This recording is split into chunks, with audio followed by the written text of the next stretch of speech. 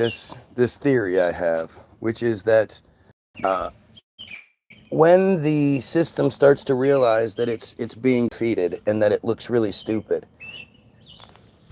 they shut the comment section off so that people can't see the stupidity coming my way, the defense that they have, what little defense that they have. So they shut the comment section off because all it ends up doing is making me look good. And they don't want people seeing that. They don't want people realizing that, you know, I might be saying these highly controversial things, but there's nothing that can be said about it. There's nothing that can be done about it. You know, I just keep kicking the shit out of the system.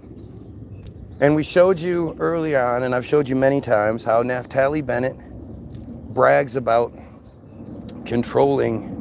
about how Bad Guy Land controls Wikipedia. And we'll do this again, just so you guys actually get it. Chat didn't get turned off on my end. No, of course it doesn't. It gets turned off on my end. I can't see the comments. So you guys can keep commenting, I'm sure. But I can't see the comments, therefore pointing out the stupidity coming my way.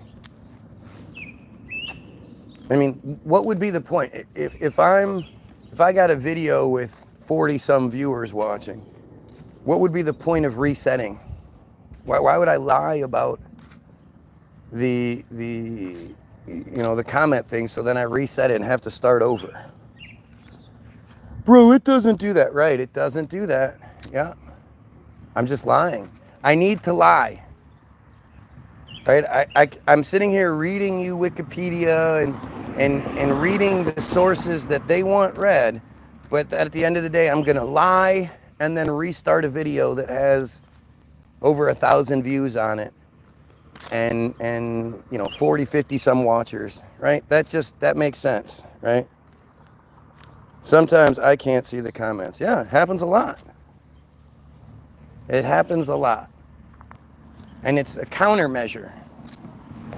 And what people don't understand is that so this is Naftali Bennett.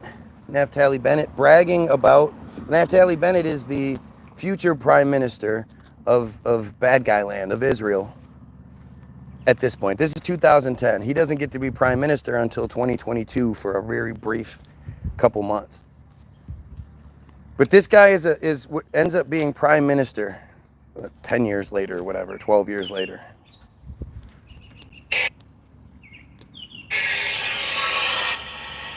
Moetzet Yesh, in conjunction with My Israel, has arranged instruction day for wiki editors. The goal of the day is to teach people how to edit in Wikipedia, which is the #1 source of information today in the world.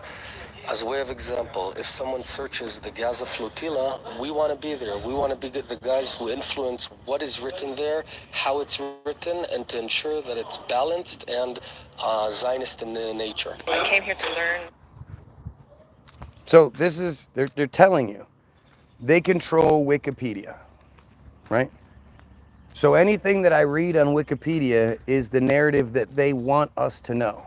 Not necessarily true, but it's the truth that they want us to have. Oh, sweet.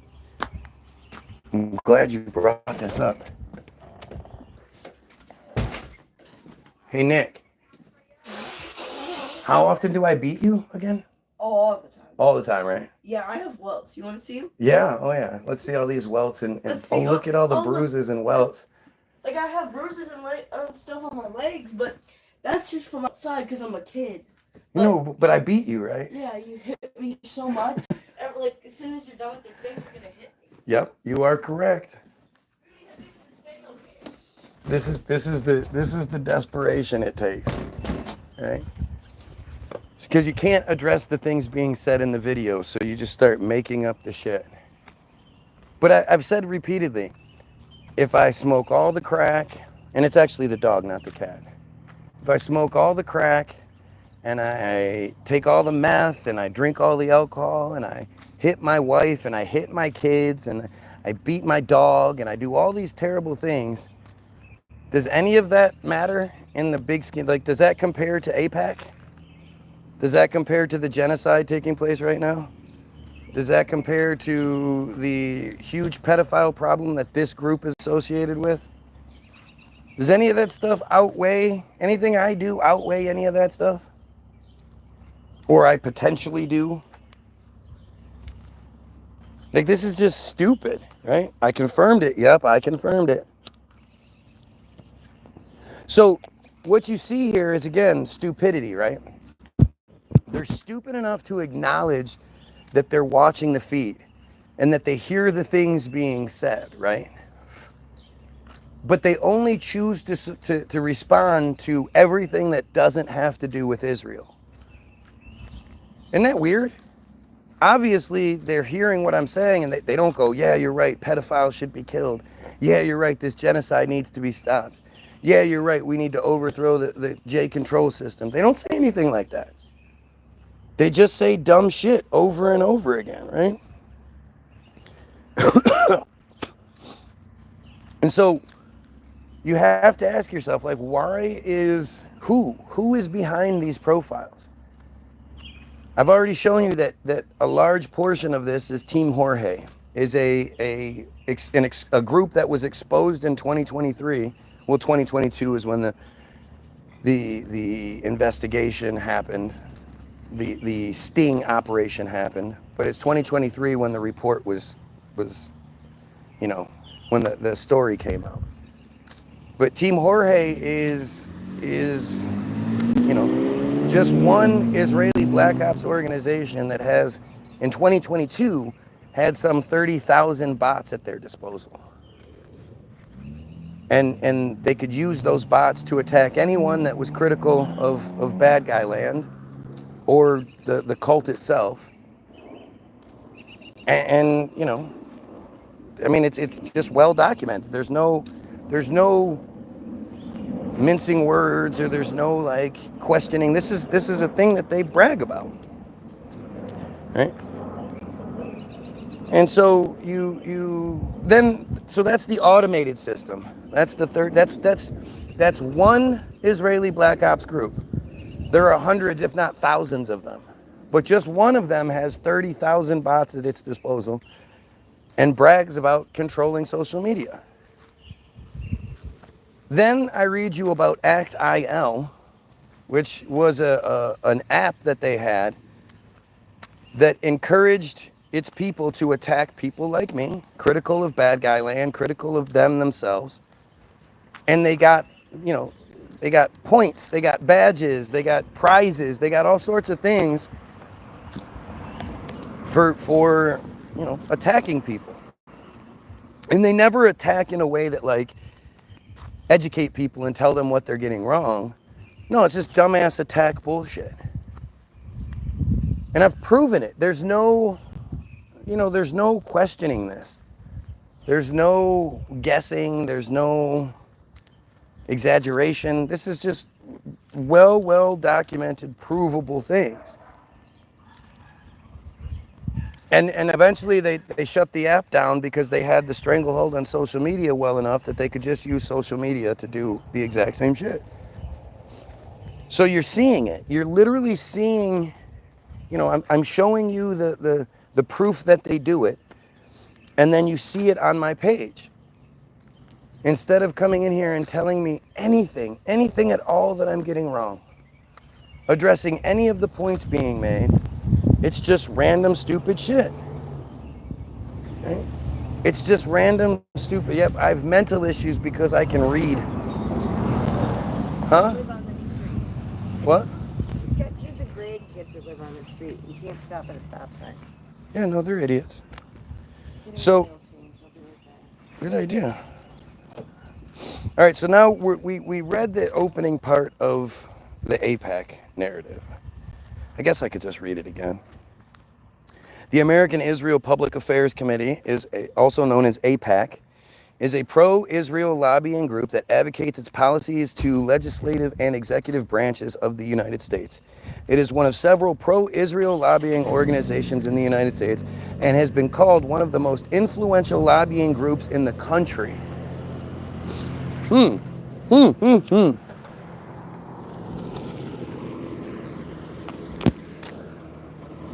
you leave the dogs out for?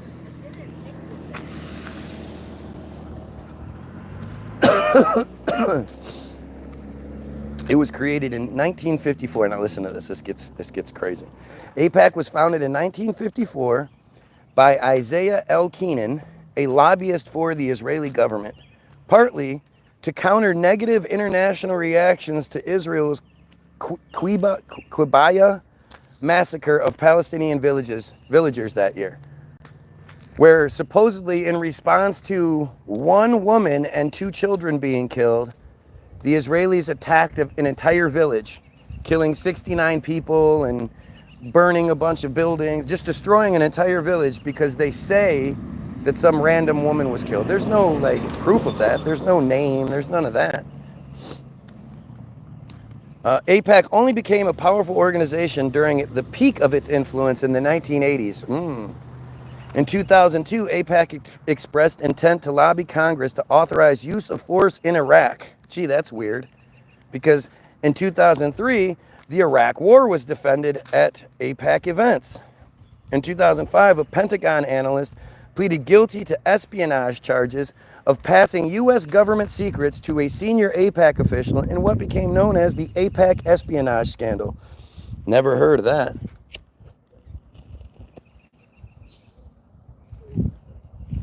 Seriously, how many Americans are going to hear what I'm saying right now and desperately try to get me to stop doing it? Like, at the very least, if you don't like the conversation, you just leave, right? But yet, all of these Team Jorge Act IL profiles are desperately trying to get me to stop talking about this. Why is that?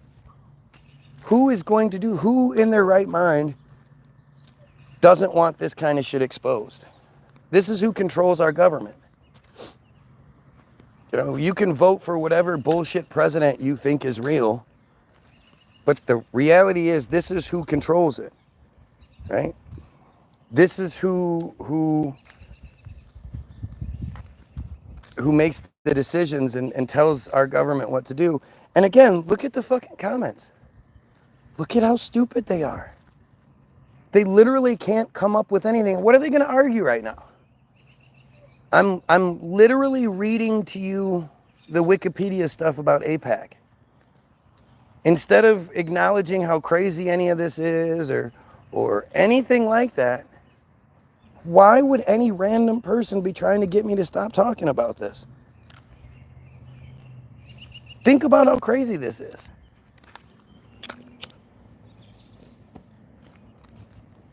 Am I supposed to believe that just all these random people, none of which are connected, none of which are affiliated, are all going to say the same dumbass birds aren't real bullshit? Really? All these same people were just, magically, suddenly motivated to say the same dumb shit over and over again. Look at how crazy this is. And the firmament, don't even get me started. They need to get the weather under control in this dome. Well, that's true, but why would you call it a firmament?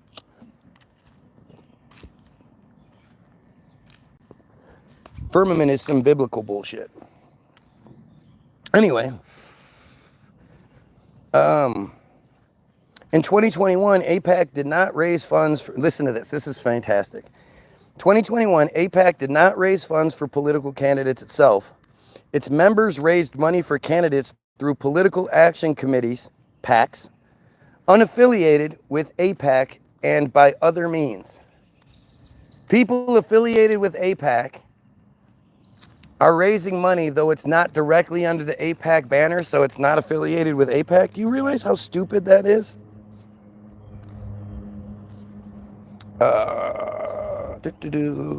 It also announced plans for a super PAC, which can spend money on behalf of the candidates. That is such a weird thing. Its critics have stated it acts as an agent of the Israeli government with a stranglehold on the United States Congress with power and influence. Must be me making this up, huh? Oh, look. AIPAC just happens to be one of these Wikipedias that can't be edited. They don't even give you the illusion of editing on this Wikipedia page. Good thing I'm making it up. And to think that all of these comments, they just don't care about that, right?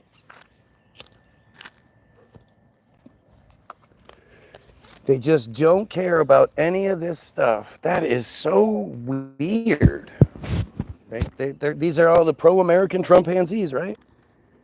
America first. Like if you ask these dumbass profiles, free Palestine, hey, nice work. I don't necessarily say it's free Palestine, just because I'm not going to say free Palestine to the Iranians, the Lebanese, the Syrians, and all that stuff. I think the real rallying call is end the cult. It's not even end bad guy land, because bad guy land is just a belief. It's just a place that they say exists and yada, yada, yada. It's the cult that's inside the bad guy land that makes us all slaves, that puts all of our children at risk. You know, this cult is a very disgusting, guilty cult. Like the whole SA thing that happens in their community, the ritual sexual assault that happens in their community is well documented. Look what they do to their own children. Go look up Metitza Bipa. METZITZIA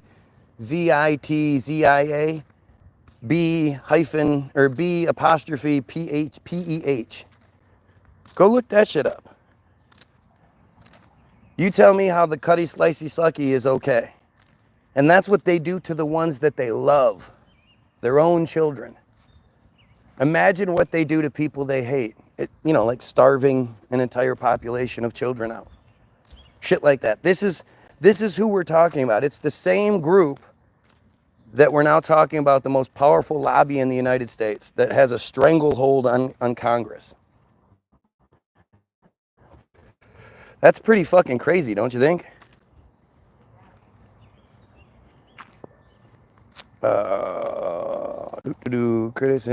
AIPAC has been accused of being strongly allied with the Likud party of Israel, which is Netanyahu's party. He's the president or the head. He's the leader of the Likud party. And the Republican Party in the United States, though an AIPAC spokesman called this a malicious mischaracterization. It was a malicious mischaracterization because AIPAC describes itself as a bipartisan organization. AIPAC states that it has 5 million members, 17 regional offices, and a, quote, vast pool of donors. AIPAC supporters say its bipartisan nature can be seen at its yearly policy conference, which in 2016, both major party nominees, Hillary Clinton and Donald Trump, attended. They have a policy conference that American diplomats, American politicians attend. Why would that be a thing? Do the American politicians attend, policy meetings in China and policy meetings in Afghanistan, policy meetings in, name some stupid little country that nobody even knows of, Tajikistan or whatever?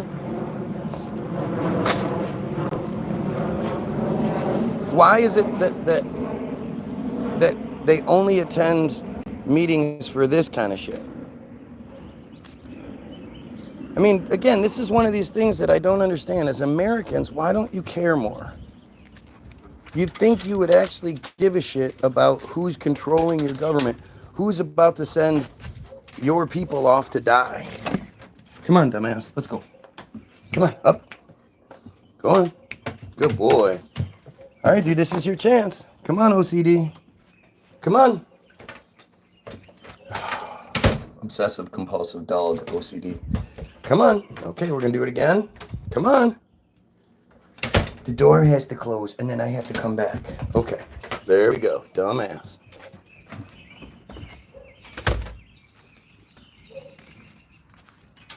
I mean, this is undeniable here. We're talking about something completely, like, there's nothing you can say here. You can't even hide behind the anybody can edit Wikipedia, blah, blah. This isn't even a page that you can edit. Look at, oh, look, they're stroking each other. Thanks, Fred. Thanks for stroking me. Thanks for stroking my dumb comment. I know I'm not addressing any of this. And the thing is, really, I don't expect most people to be able to address this, right? Most of you don't know any of this shit. You just don't. It's purposefully kept from you. So you can't even engage in this conversation because you don't know it. But let's keep going. Let's keep going. So, we're going to go with the history.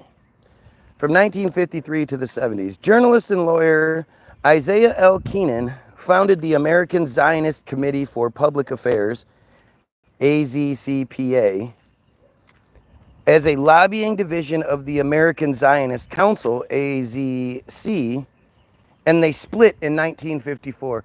I mean, again, think about, like, are there all these different Muslim groups that have all these different names and political affiliations and positions to where they get paid through government financing and all that? Does this work for anyone else? Keenan, a lobbyist for the Israeli government, had at earlier times worked for the Israeli Ministry of Foreign Affairs.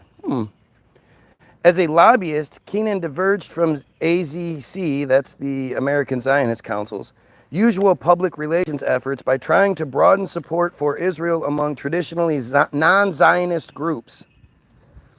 The founding of the new organization was in part a response to the negative international reaction to the October 1953 Kibaya massacre, in which Israeli troops under Ariel Sharon killed at least 69 Palestinian villagers, 2/3 of them women and children.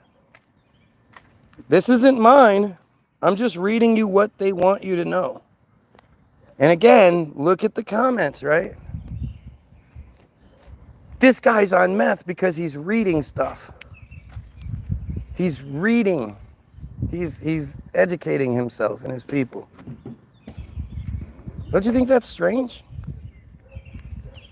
Don't you think it's strange that you guys don't have any, like, you have the motivation to come here and talk shit for hours on end, but you don't have any motivation to actually address what's being said?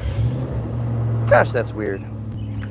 As the Eisenhower administration suspected the AZC of being funded by the government of Israel, it was decided that the lobbying efforts should be separated into a separate organization with separate finances.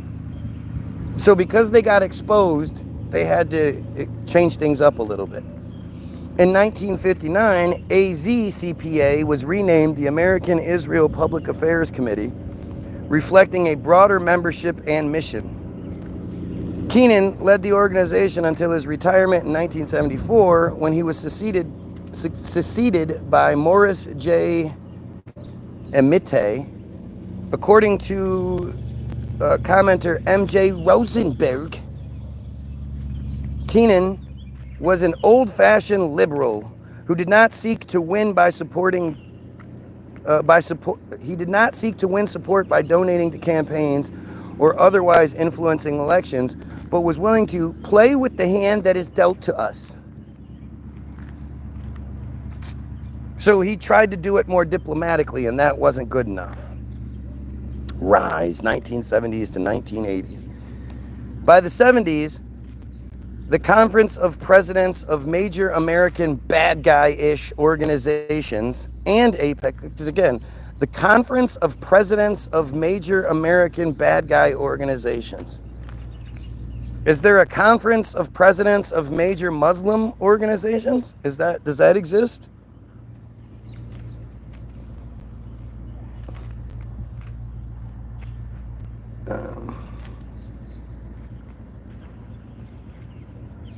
And AIPAC had assumed overall responsibility for bad guy land related lobbying within the bad guy-ish communal landscape. The Conference of Presidents was responsible for speaking to the executive branch of the United States government, while AIPAC dealt mainly with the legislative branch. Think about that. How many of you have access to either branch of the government? You just want to talk to them, you want to influence them, so you do. Although it had worked effectively behind the scenes since its founding in 1953, AIPAC only became a powerful organization in the 15 years after the Yom Kippur War in 73. By the mid-70s, AIPAC had achieved the financial and political clout necessary to sway congressional opinion, according to former bad guy land diplomat to the United States, Michael Oren. During this period, AIPAC's budget soared from $300,000 in 73 to over $7 million during its peak years of influence in the late 1980s. Why do they say it like the peak years of influence are well behind us? They're not still influencing things. Whereas Keenan had come out of the Zionist movement with early staff pulled from the longtime activists among the bad guy-ish community, AIPAC had evolved into a prototypical Washington-based lobbying and consulting firm. Leaders and staffers were recruited from legislative staff and lobbyists with direct experience with the federal bureaucracy.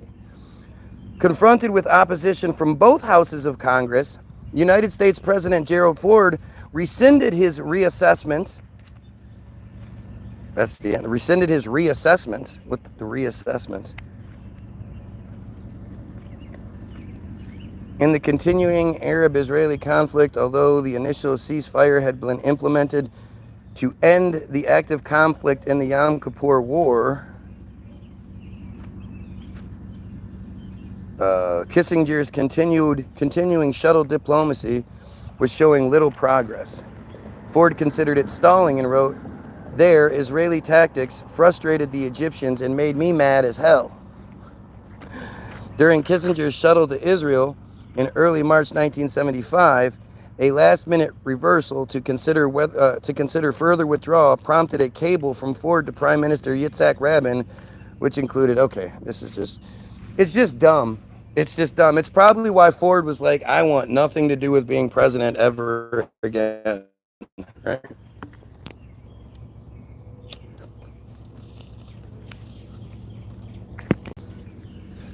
Isn't it interesting? How come you guys don't hear about this more often? George Lenskowski, that's a very Semitic name, don't you think? Notes a similar mid-70s time frame for the rise of AIPAC's power.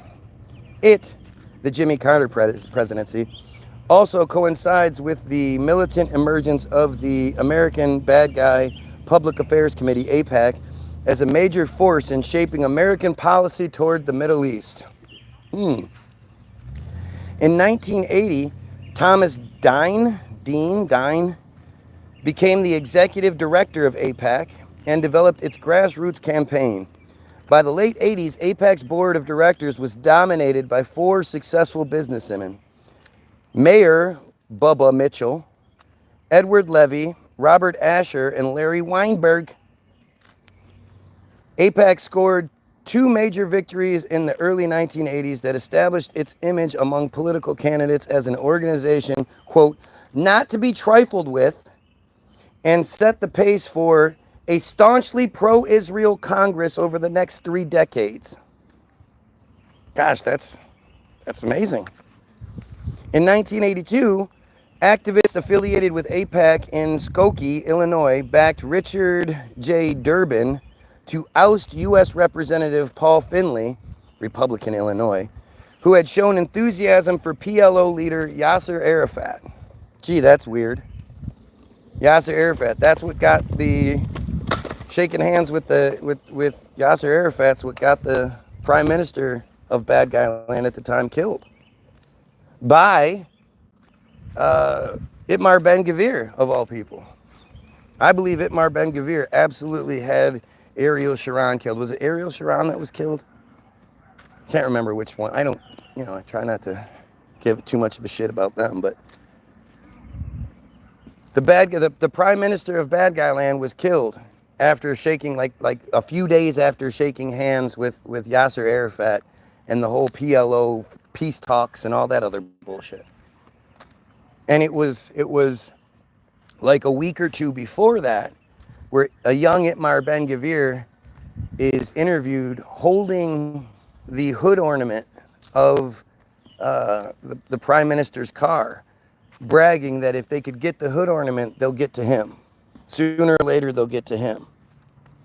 Isn't that strange? And then he was killed a few days later.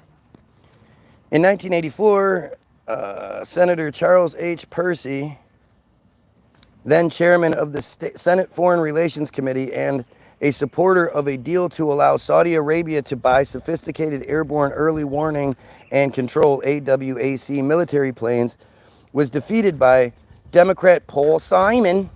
Simon was asked by Robert Asher, an AIPAC board member in Chicago, to run against Percy. Contemporary period, post-1980s. In 2005, Lawrence Franklin, a Pentagon analyst, pleaded guilty to espionage.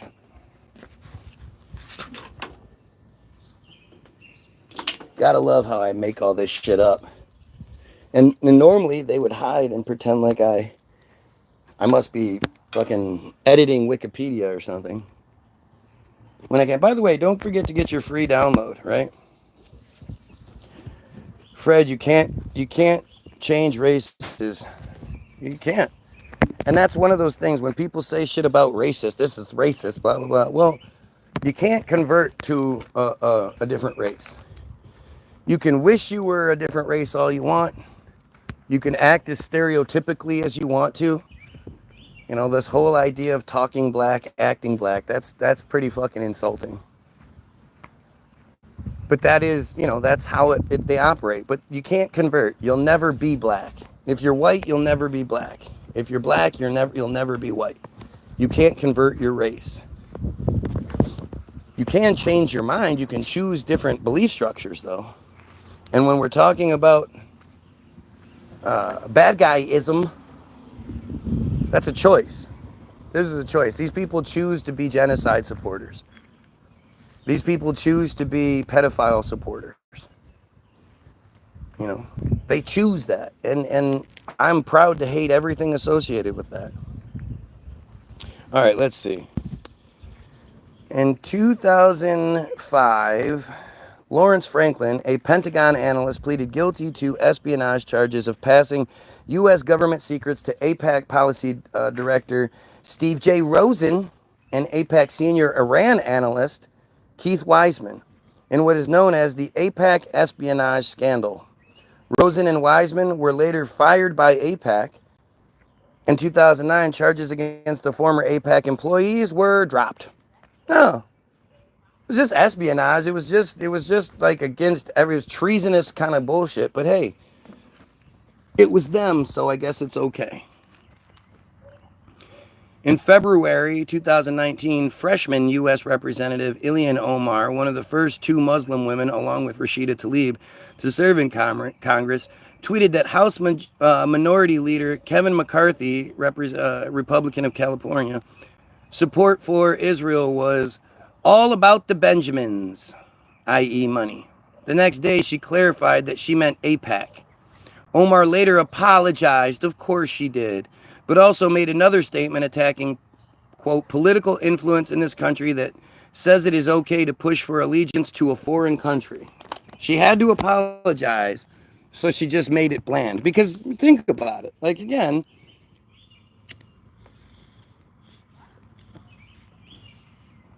the fact that I have to say, imagine if this was a different country, shows you everything. Because there isn't any. It's so preposterous to think that a China version of this or a Russia version of this or fucking any other version of this would exist, that we have to imagine it does, right? Because it just wouldn't be allowed. But imagine if there was a Russian influence, a Russian super PAC like this that had a stranglehold on the U.S. Congress. How much do you think people would react, especially all these crybaby Trumpanzees? Like everybody would have a problem. The news would be telling us left and right that we should have a problem with this. That American policies and government should have nothing to do with another country. And yet this is just as blatant as it could be. The statements aroused anger among AIPAC supporters, but also vocal support among the progressive wing of the Democratic Party, and revived a fraught debate in American politics over whether AIPAC has too much influence over American policy in the Middle East. I guess that debate ended with, nah, I guess not. All right, this makes sense. By the way, if you're watching, don't forget to like, share, and sub. It really helps out. Don't forget to go get your free download at www.the-bilderberg, BILDERBERG-group.com. The link will be in the description, or you can just go look at previous videos. It'll be in those descriptions. But it's free music talking about this shit. If you're so sick of, like I am, of hearing, Bacardi party, Bacardi, bitches and hoes, shoot, kill, bitches and hoes. If you're tired of that shit, like I am, go get your free download. Go check it out. It'll ask you how much you want to pay to download. You can put 0. You can donate. We appreciate all the donations. They do actually help. But you don't have to pay anything. All we ever ask is that you share it with someone. So go check it out. Again, www.the-bilderberg, BILDERBERG-group.com. The Bilderberg Group. Pretty easy. Let's see. Same as in the Democratic wing. Human influence in the Middle East, while highlighting the deterioration of some relationships between progressive Democrats and pro-bad guy land organizations. On March 6, 2019, the Democratic leadership put forth a resolution on the House floor condemning anti-Semitism. Dun, dun, dun. And this one is actually spelled the old way. ANTI-SEMITISM. Capital SEMITISM. So, quick break here for those that don't know. In 2021, this must be why, because this was in 2019. In 2021, they had hearings, they had some sort of government interaction. I don't know what you would call it, because I've never heard of a word being changed, the spelling of a word being changed because it didn't fit the narrative. And in 2021, they got together and decided that anti-Semitism, it's phonetically and it's grammatically incorrect, right? You don't remove the hyphen and just make a new word. It wouldn't even sound the same. But they did that because they quote said they didn't want people to think that anti-Semitism opposed something called Semitism. Right? They literally changed the spelling of a phrase, I guess, that had been around since the 1880s, which was originally coined to combat Semitism. Now, guess we'll just come back to this, because I always got to show you guys this, right?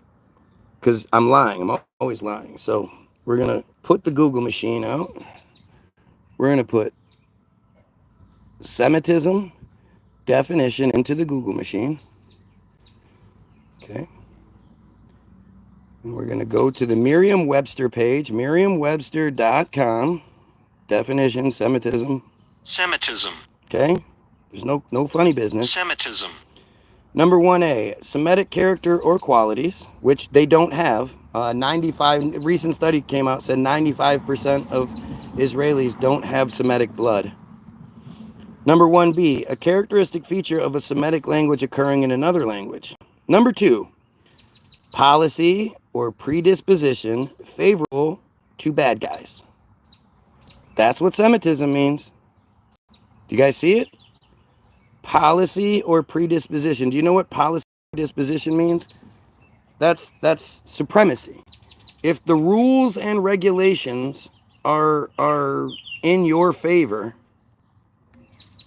policy is the rules and regulations, and the predisposition is the attitude going into it.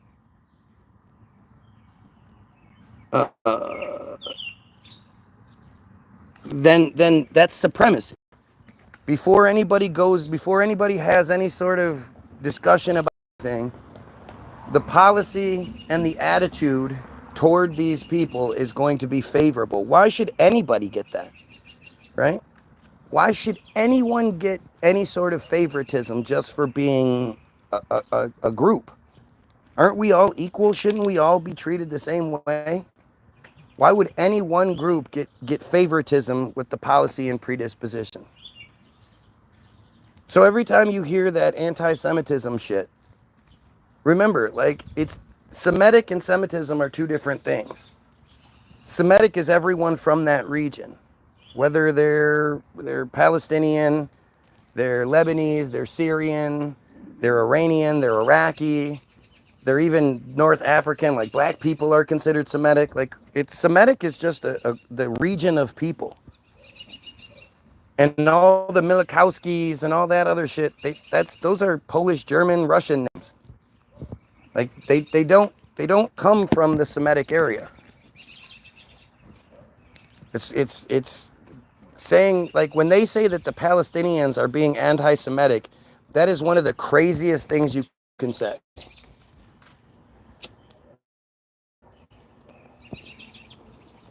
And you should be insulted by anti-Semitic, because that is essentially calling you a racist. You're going against people of an entire region.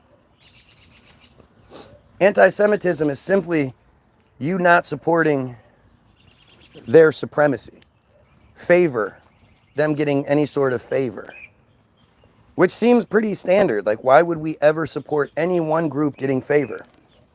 But let's see. Because this is literally all they ever do. The Democratic leaders are condemning anti-Semitism, which was brought in to condemn bigotry against a wide variety of groups before it passed on March 7th. Really? What is this bigotry towards a wide variety of groups aspect? We just skip over that? In August of 2024, AIPAC's headquarters in Washington, D.C. were vandalized by anti-Israel activists. And that's on the fucking Wikipedia page. They have to try to make themselves the victim somehow. So and then our place was vandalized. Which more than likely was them. Because every time you hear about these stories where, swastikas were painted on this or something was vandalized, turns out it was them doing it. And then when they get caught, they say things like, oh, well, I was just trying to bring awareness to the struggle and blah, blah, blah. And they just get away with it. They don't get in any trouble for it. By the way, I need somebody that can make t-shirts. If you can make t-shirts, I really need some Israel Sucks t-shirts. And, there's a few, Star David with the no line through it, the say no to drugs line through it thing. I need some shirts made so I can walk around and talk about these things. Yeah, I love the dumbass Trumpanzees that'll come in here. Trumpanzees are never going to come in here and be like, Trump's done this and Trump's done that. Everybody should support Trump because he's such a good president. Look at all the good things he's done. Never. Never. They're parrots. Trump power. MAGA. That's all they can say. Because Trump represents their racism, their bigotry, their sexism, their the worst things about white people. Trump represents that. And that's what they support. They just don't want to acknowledge that that's what they support. But he actually converted. Years ago he converted to bad guyism. It's just been hidden from us. So that was the history. Let's see. Aims, activities, size, and success. AIPAC's stated purpose is to lobby the Congress of the United States on issues and legislation related to bad guy land. AIPAC regularly meets with members of Congress and holds events where it can share its views. As of early 2019, AIPAC had 17 regional and satellite offices and a new headquarters on K Street in Washington, D.C. I wonder who paid for that. AIPAC spent $3.5 million on lobbying in 2018, a relatively large sum in the realm of foreign policy, more than 10 times J Street's lobbying expenditure. 10 times.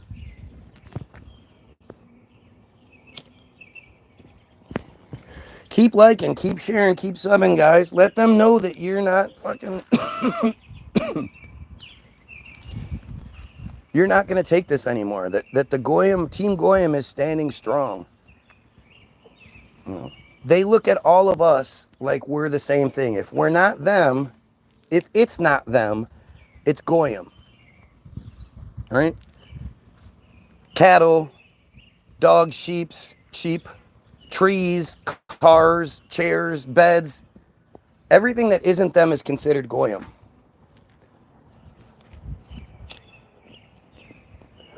They don't care whether you're black, white, gay, straight, man, woman. They don't care about that. You're not them. That's all that matters. They do like to bang hot chicks. I'll give them that much.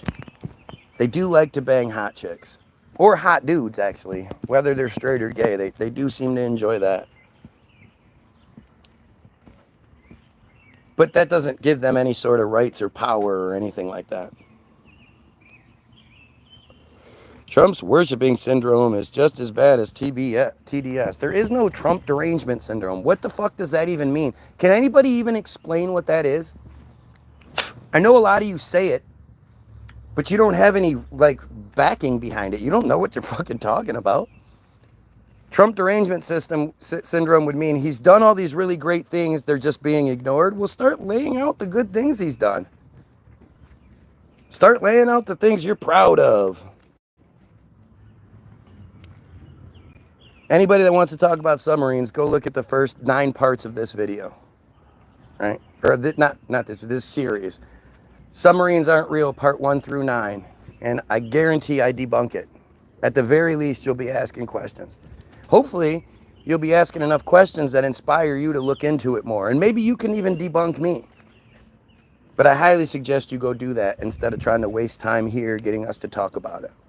And you have to ask yourself, why would anyone be here and realize that this conversation is about AIPAC and about, you know, Goyim control and all that stuff, and instead of addressing what's being said, whether you support or deny, how come you're not addressing what's being said? Why are you trying to change the subject so badly? You know, like, share, sub. There we go. We've got another dumb Trump supporter. It's all they can do. They can literally type Trump and then put like flags or some other dumb, but they don't have anything good. Blah, blah, blah. Look at all these dumb comments. Made Kanye do stuff with his cousin? Yeah, probably. I don't even know who Kanye is anymore. It's been a long time. But he is, the funny thing is back in 2022, so I guess we're going to take a quick break here. Back in 2022, in November, when the system was putting Netanyahu and war criminals Bezalel Smotrich and Itmar Ben-Gvir, Avi Moaz, this coalition of criminals in charge of bad guy land,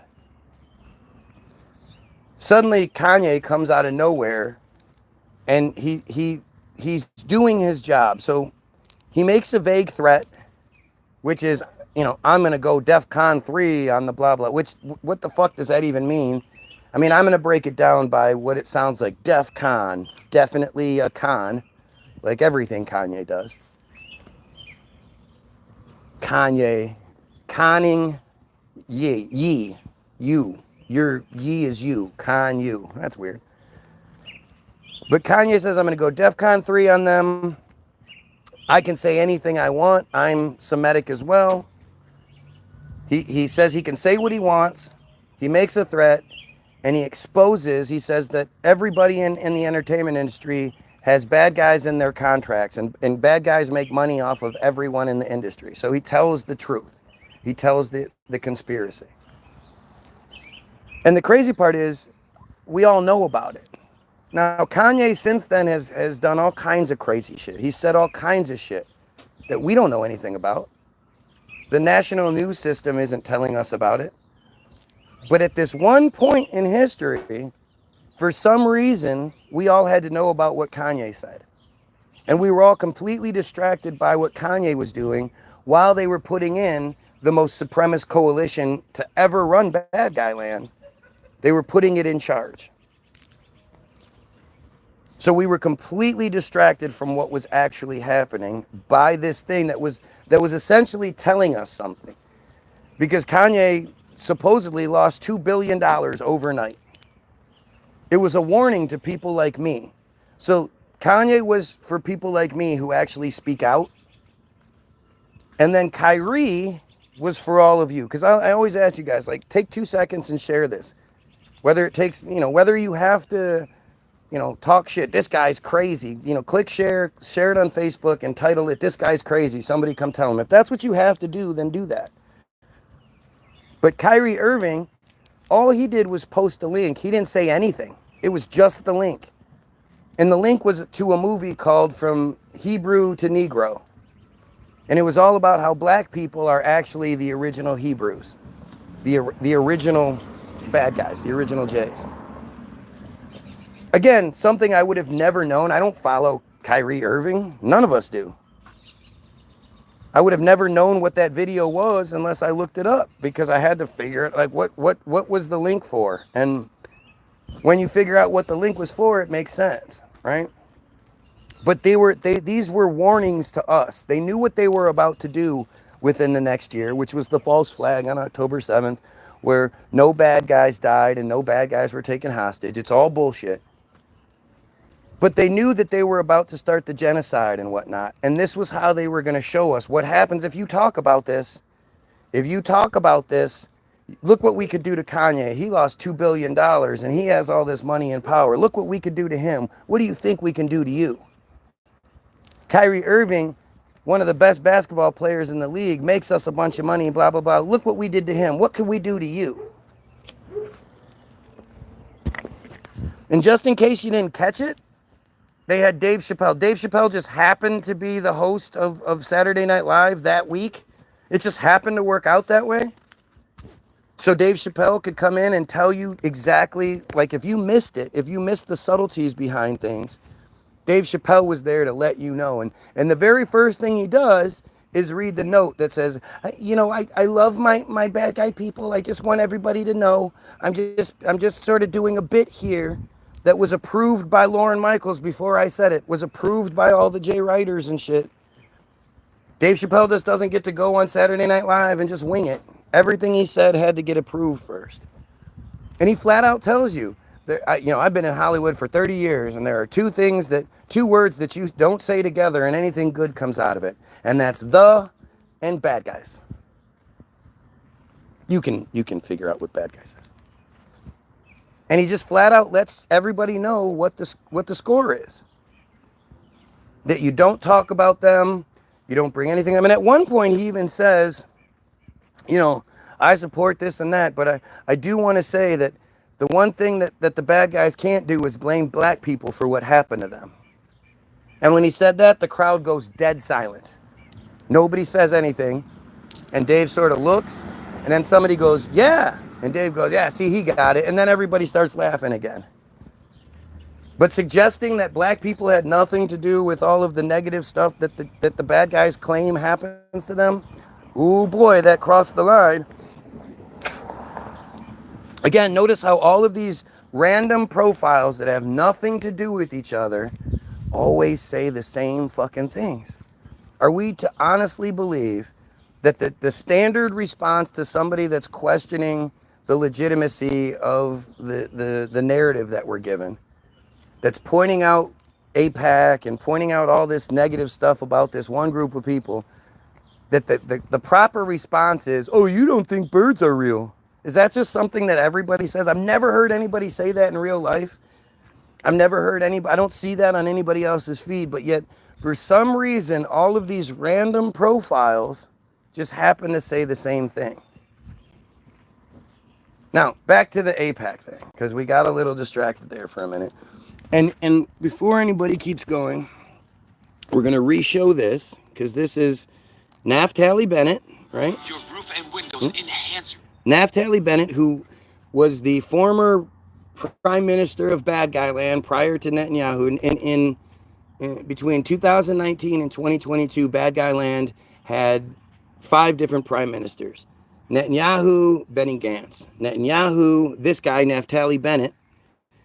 And then Naftali Bennett just steps down, which I guess prime ministers are just allowed to do. And Yair Lapid took over for the last couple months until they brought Netanyahu in. But this is Naftali Bennett, who is, at this point, this is 2010, so he's 12 years away from being the prime minister of bad guy land. Listen to what he says.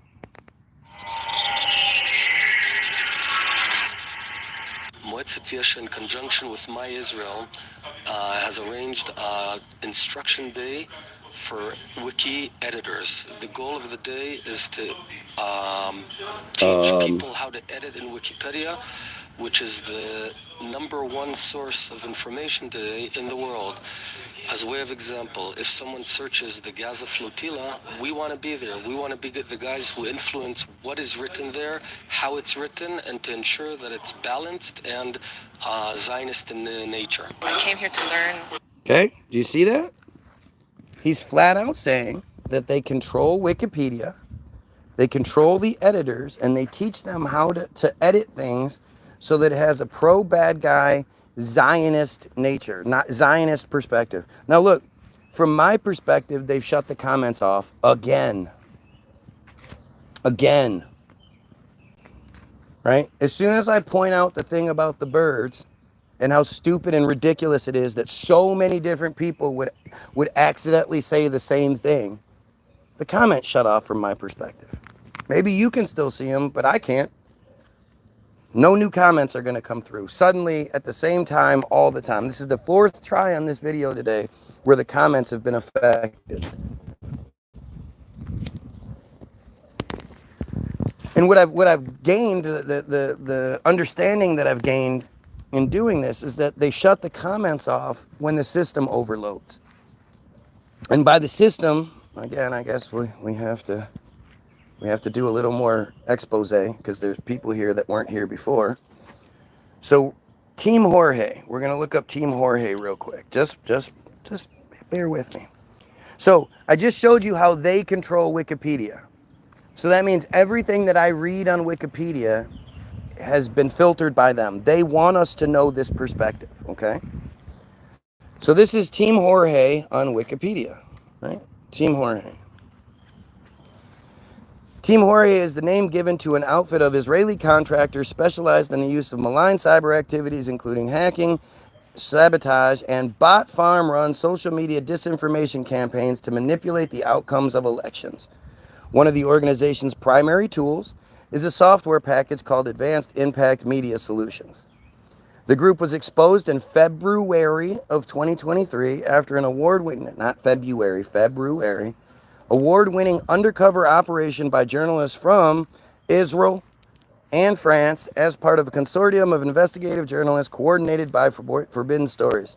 The organization has been active since at least 2015 and boasts of having manipulated 33 presidential elections worldwide, many of them in Africa, many being 4 or more in Africa, and in 27 cases with successful results. 33, you gotta love how they throw that 33 in there. And for all of you that know the significance of 33, you're like, holy shit, that's kind of weird. But many of them are in Africa, don't worry, many, 4 or more out of the 27 successful cases. Their activities were revealed following a 2022 sting operation in Tel Aviv, carried out by 3 undercover journalists who posed as prospective clients and filmed their interactions with Tal Hanan, T-A-L, Hanan, H-A-N-A-N, the group's leader and former Bad Guy Land Special Forces operative, in which he explained the inner workings of the organization. Hanan claimed that Team Jorge has existed for more than two decades and has been engaged in propaganda and disinformation activities in more than 30 countries. However, its first documented activity dates back to 2015, just before the election that Russia supposedly interfered with. No evidence of Russia interfering with the U.S. election, and they insinuate that Russia interfered to make Trump win, but Trump didn't win the first election. Trump lost by 2.7 million votes, and the swamp that he said he was going to drain, the AIPAC lobbyist swamp that he was going to drain, put him in charge anyway. So I don't know how Russia interfered with the election, but I can clearly see how someone like Team Jorge interfered with the election. And granted, this is just one bad guy land black ops organization. There are hundreds, if not thousands, of different black ops organizations that bad guy land runs to do this exact same thing. And this organization bragged about having 30,000 bot profiles at their disposal that they can sick on people. 30,000. Remember, I can't see the comments, so if you're commenting, I can't see it. It's gone. It might as well just be gone, because after the fact, it'll be gone anyway. Once I'm done, the comments on the live feed never survive. You can go look at any of my previous videos and you won't see any of the comments from the live feed for some strange reason. Their services have been available to government intelligence agencies, political campaigns, and private companies that wish to covertly manipulate public opinion. Again, what red-blooded American, Christian, blah, blah, blah, hears that this exists? This is real. There's no conspiracy theory about this. I'm reading you the Wikipedia page that they want us to know. One of the organization's primary tools is a software package called Advanced Impact Media Solutions, or AIMS. Pay attention. The software automates centralized control of thousands of fake social media profiles on Twitter, LinkedIn, Facebook, Telegram, TikTok, and others, meaning YouTube and other shit. A number of these accounts, blah, blah, blah. So this is undeniable proof that bad guy land influences social media. Again, you would have never known about Kanye West saying anything if they didn't tell you to fucking hear about it. None of us follow Kanye West. And even if you did, you'd just be like, oh, well, another thing. The only reason we know about Kanye West is because they told us to give a shit. And it's the same thing here. My feed is being bombarded with Team Jorge bots trying everything they can to make it seem like I'm crazy because I'm reading you what they want us to know.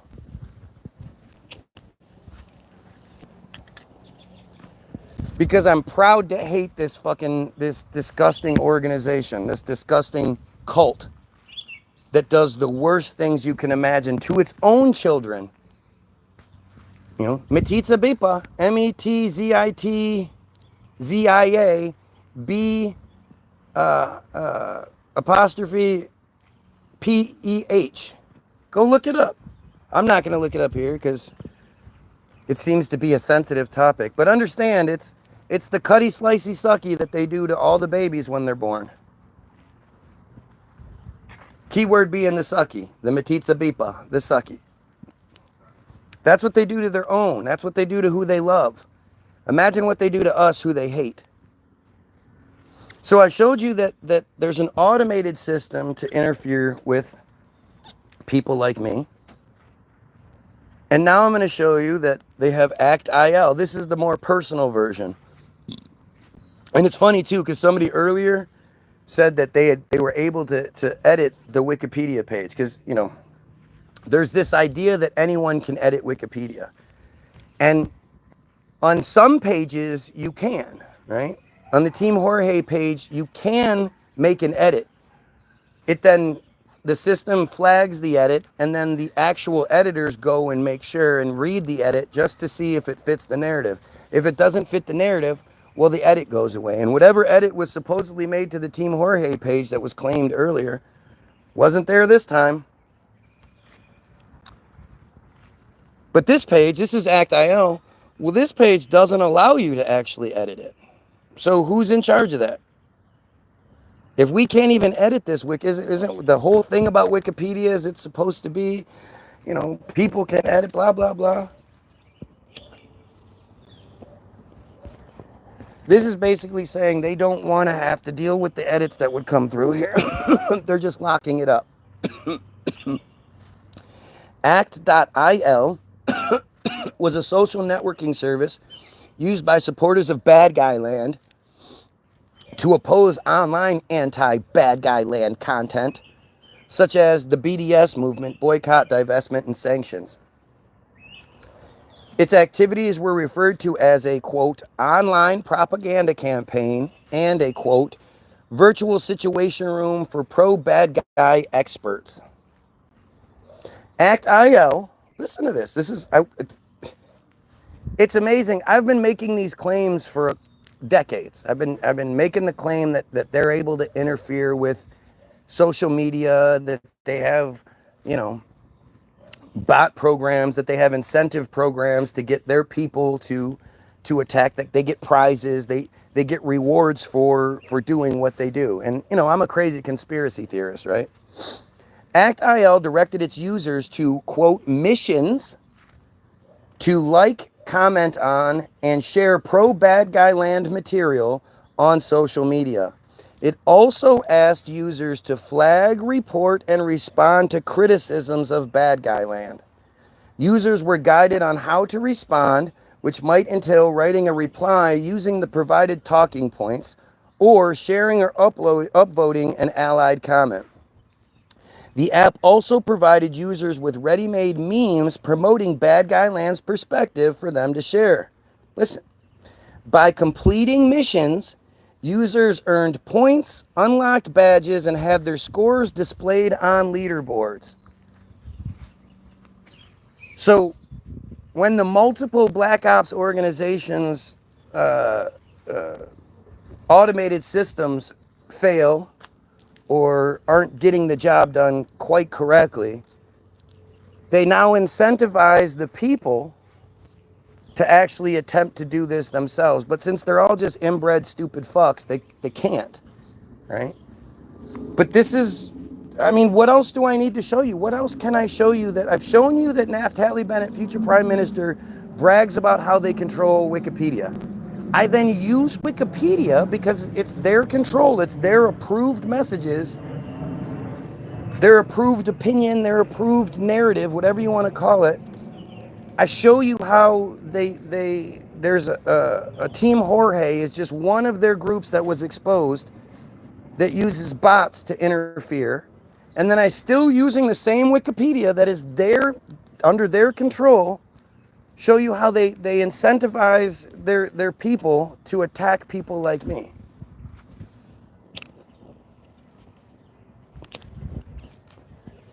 How do you, like, what else can I show you? What?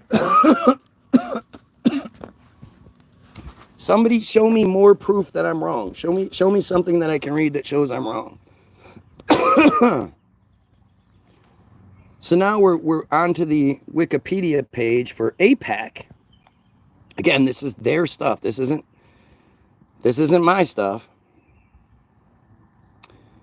This is the size. As of early 2019, AIPAC had 17 regional and satellite offices, and a new headquarters on K Street in Washington, D.C. AIPAC spent $3.5 million on lobbying in 2018, a relatively large sum in the realm of foreign policy, more than 10 times J Street's lobbying expenditure. J Street is another one of their groups, but less than many industry lobby groups, according to Open Secrets, with the top 15 such groups in the U.S. all spending over $15 million. Oh, okay. Well, that must mean it's not that bad.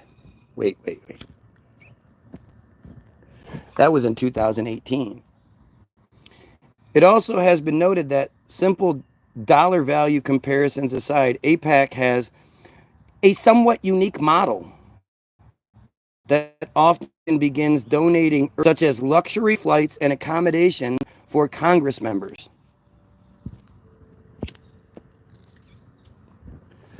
How is this not bribing? How are they not bribing by luxury flights and accommodations for Congress members?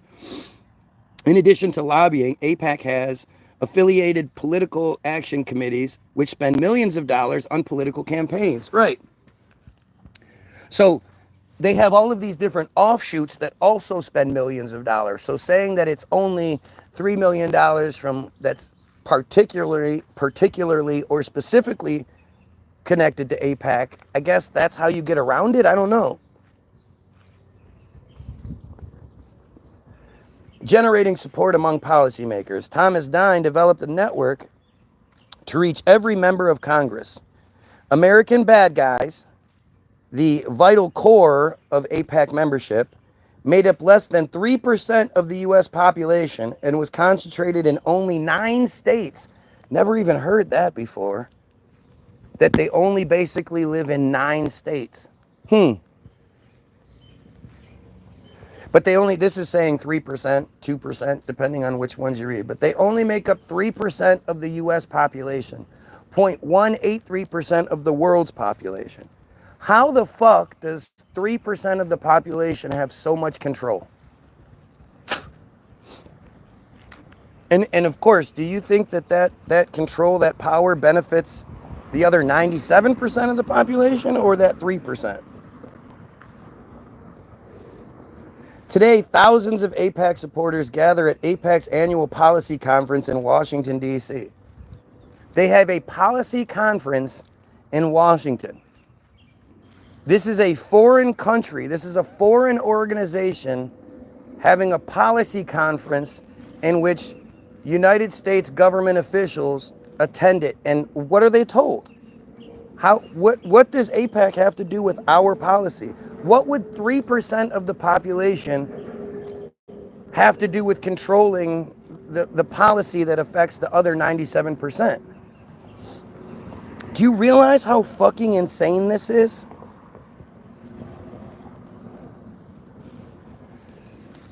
Donors and VIPs, got to be that VIP, are invited to the leadership reception on the final night of the conference, which hosts hundreds of members of Congress. It's like I don't even, it feels like I'm reading something that just doesn't, like I'm making this up, or like this is some sort of like fantasy. How can it be this obvious what's happening and the American public, your average Trumpanzee, doesn't understand what's going on? It's not like I'm some truther sleuth who can figure out, how the internet works, and I'm going through these back pages and all this secret information. This is all right here in front of you. This is as obvious as it gets. What are you missing? Other than Team Jorge, other than ACT-IL. Now you have the Prime Minister again bragging about controlling the main source of information. Then using that source, we talk about how they have automated systems that control thousands of bot profiles. And by the way, you'll see Zuckerberg, being interviewed talking about how Facebook is really good about eliminating bot farms and bot profiles, and they've gotten rid of 100 profiles out of China, and 800 profile or 1,000 profiles out of China, and 800 profiles out of the Philippines, and all of these other networks.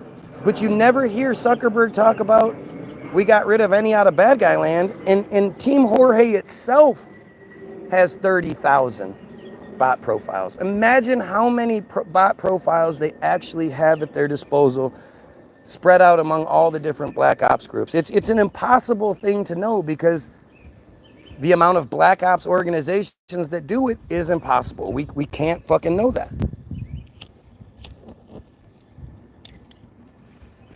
But think about how crazy this is.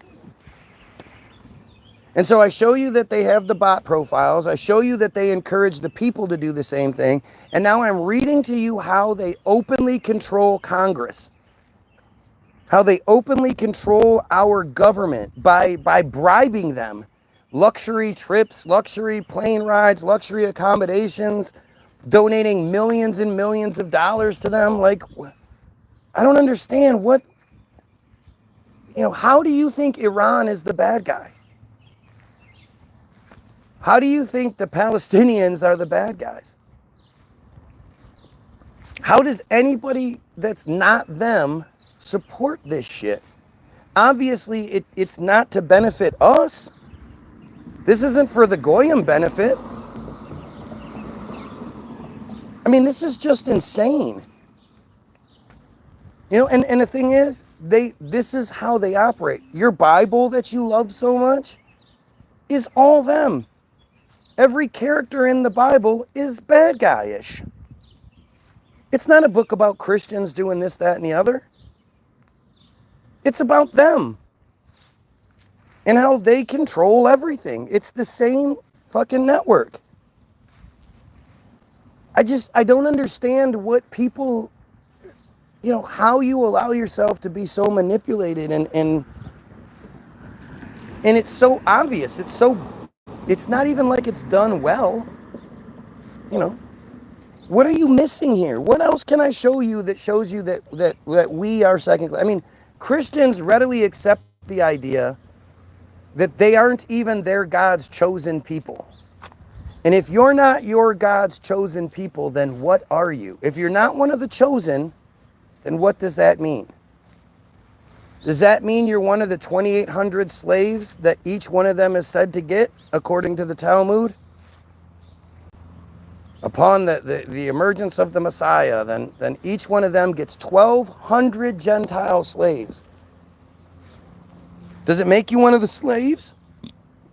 One of the slaves that your Jesus said that slaves should obey their masters as they would him? Does that make you one of, if you're not chosen, are you a slave? That's what it seems like to me. The fact that you're not even number one in your own fucking belief structure, and that doesn't bother you. That's so weird. Do you realize that, or do you just sort of like, you know? Don't you understand how insane that is? Anyway, let's see. Sure did move me. Thomas Dine, the American bad guys, 3% of the population, today thousands of supporters, Congress, blah, blah. AIPAC has created caucuses in every congressional district. In every congressional district, they have caucuses. They have controlling groups, with AIPAC staffers organizing every district's J community regardless of size. Campaign contributions were bundled and distributed to candidates in congressional districts and where they would do some good. According to journalist Connie Brook, by the end of the 1980s, there were dozens of political action committees, PACs, with no formal relation to AIPAC, but whose leader was often an AIPAC member. Again, how do you even say that? How does that sentence even work? They have no affiliation with AIPAC, except for the leader of the group is an AIPAC member. That's just dumb. If you're watching and you think this is dumb, like, share, and sub. Help the fuck out. Understand what we Goyim are up against. I'm trying to show you. I'm trying to explain things to you in a way that makes sense. I mean, it doesn't make sense, but it's the way it is. That's for damn sure. The Wall Street Journal reports that in 1987, at least 51 of 80 pro-bad guy PACs were operated by AIPAC officials. That is fucking crazy. That's like 65, 70 some percent. 51 of 80. That is insane, you guys. Some committees that, quote, operate independently of AIPAC, but, quote, whose missions and membership align with it include the Florida Congressional Committee, NORPAC in New Jersey, To Protect Our Heritage PAC near Chicago, and the Maryland Association for Concerned Citizens near Baltimore. The Washington Post states that its website, which details how many members of Congress voted on AIPAC's key issues, and the AIPAC Insider, a glossy periodical that handicaps close political races, are scrutinized by thousands of potential donors. Pro-bad guy land interests have contributed $56.8 million in individual group and soft money donations to federal candidates and party committees since 1990. And that, again, is just the ones that are directly associated, because remember, there's all sorts of other offshoots that aren't affiliated with it, even though they have the leader of the group is an AIPAC member. Somehow they're still considered unaffiliated. But those guys donate millions and millions of dollars too. I'd love to see the China version of this, right?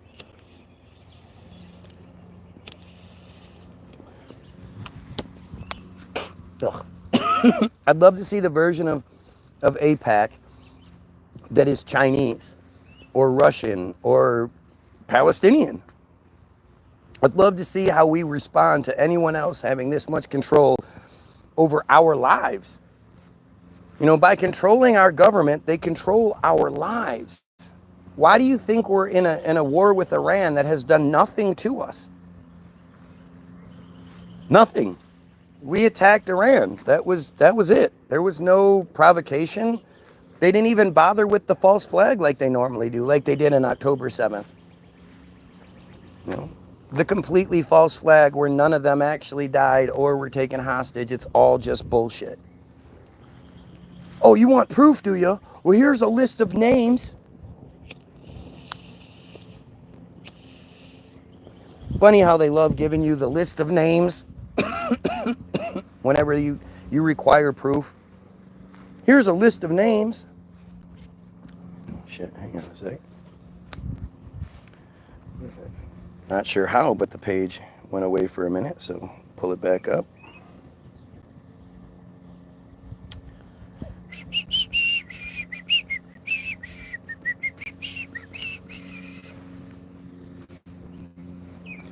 All right, so we were here. All right. Between the 2000 and 2004 elections, the 50 members of AIPAC's board donated an average of $72,000 each to campaigns and political action committees. According to Dine, in the 1980s and 90s, contributions from AIPAC members often constituted roughly 10 to 15% of a typical congressional campaign budget.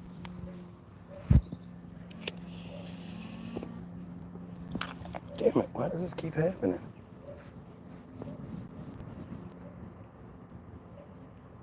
Keep fucking losing the page. Okay, I'm gonna try this again.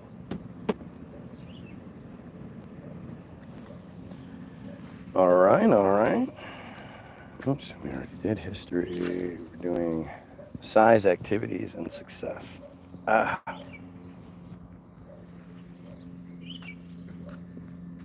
AIPAC influences lawmakers in other ways by, 1, matching an AIPAC member with shared interests to a member of Congress. So this is the handler thing. You know, they match a congressman with an AIPAC member that has a similar interest, has shared interest. No, that's the handler. And you can see it, like it's been documented several times where, you know, somebody will talk about, you know, well, I have to talk to my AIPAC guy before I can do anything. Before I can make a decision on this or that, I have to talk to my AIPAC guy. Cheryl Gay Stolberg calls the system of key contacts AIPAC's secret and quotes activist Tom Dine saying that AIPAC offices can call on 5 to 15 key contacts for every senator, including standoffish ones. Man, that is an amazing amount of... For every one congressman, there are at least 5 to 15 AIPAC members that can be called on at any time to try to influence them. Carefully curated... No, this is number 2. carefully curated trips to bad guy land for legislators and other opinion makers, all expenses paid for by AIPAC's charitable arm, the American Bad Guy Educational Foundation. The American Israel Education Foundation is paying all expenses paid trips for congressional members to go to bad guy land. In 2005 alone, more than 100 members of Congress visited bad guy land, some multiple times. That is fucking nuts. Number 3, cultivating student leaders such as student body presidents. At colleges, it provides political leadership training to undergraduate students. This is an effort to, quote, build a stronger pro-bad guy movement among students on and off campuses nationwide. Boy, that's worked out well, hasn't it? It's worked out so well that, again, something you Trumpanzees seem to be avoiding or ignoring, which is crazy. I mean, America first, right? Trump is essentially destroying the First Amendment over this group, making it illegal to criticize this group of people. Trump, the guy that said that Haitians were eating dogs and cats and shit, and just has no problem being as racist as he can. The China flu, the China virus.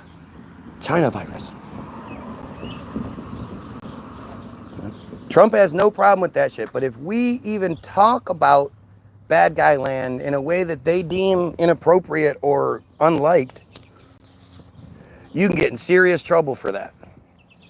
First Amendment, free speech, the right of free press, the right to protest, the right to assemble and protest, the right to redress your grievances with your government, and what's the one I'm forgetting here? Whatever. It's the First Amendment. Oh, and freedom of religion, right. The 5 elements of the First Amendment: freedom of press, freedom of religion, freedom of speech, freedom to assemble, and the freedom to redress your government, the grievances with your government. This is the foundation of what makes America great, and your buddy Trump is destroying it to protect a foreign entity. That makes sense, doesn't it? Number 4, or number 5? 1, 2, 3. This is number 4. Sympathy for bad guy land among the general public. That's one of their stated goals, is sympathy for bad guy land. AIPAC has supported loyal incumbents such as Senator Lowell P.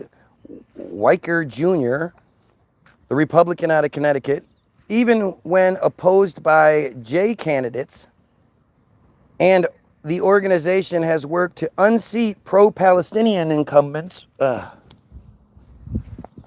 such as Representative Paul Finley, or candidates perceived to be unsympathetic to bad guy land, such as Senator Charles H. Percy. I mean, this is insane. This is insane that they can unseat somebody because they're not sympathetic to them. Why would anything that has to do with them matter to us? This is that part that never gets addressed.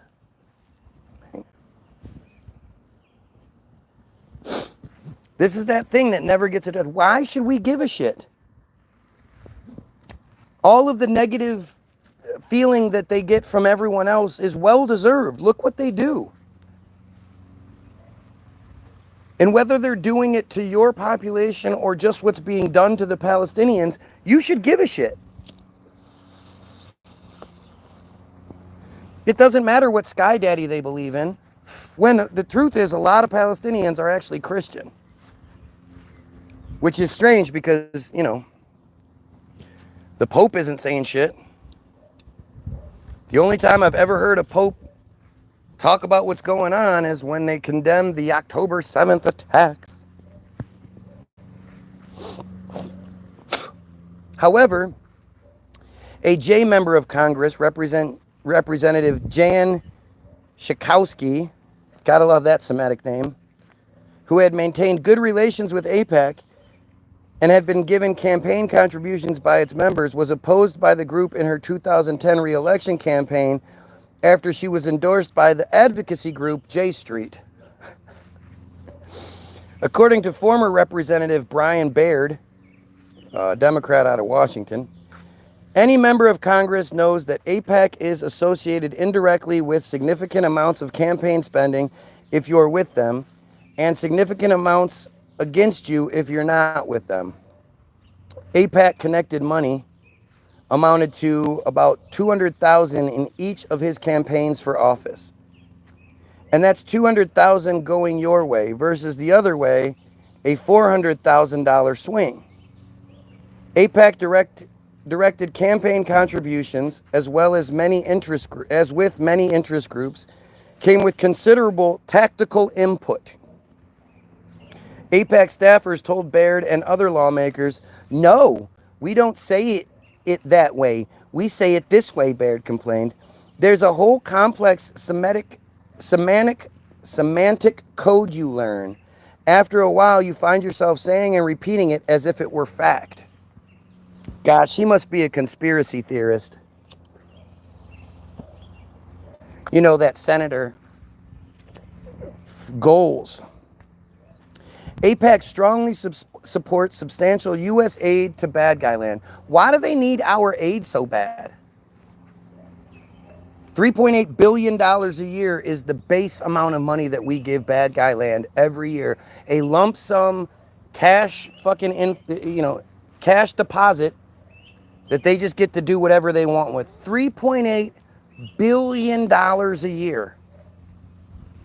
And every time you hear some sort of bullshit narrative like, oh, bad guy land bought $16 million worth of weapons from the United States, they didn't pay for it. First of all, they don't even have to use the money that we gave them. We have grants all set aside, not just the $3.8 billion. There's millions, billion dollars in grants that are all set aside for us to arm bad guy land. There's actually something called a memorandum of understanding. There's only two of them that I know of. Memorandums of understanding are like, they're official legislation, but because they're called memorandum of understanding, they're not subjected to the same thing that a treaty would be, the same transparency that a treaty or something like that would be. A memorandum of understanding is allowed to be kept undercover and secretive from us. They're allowed to do it without our input or our knowledge of it at all.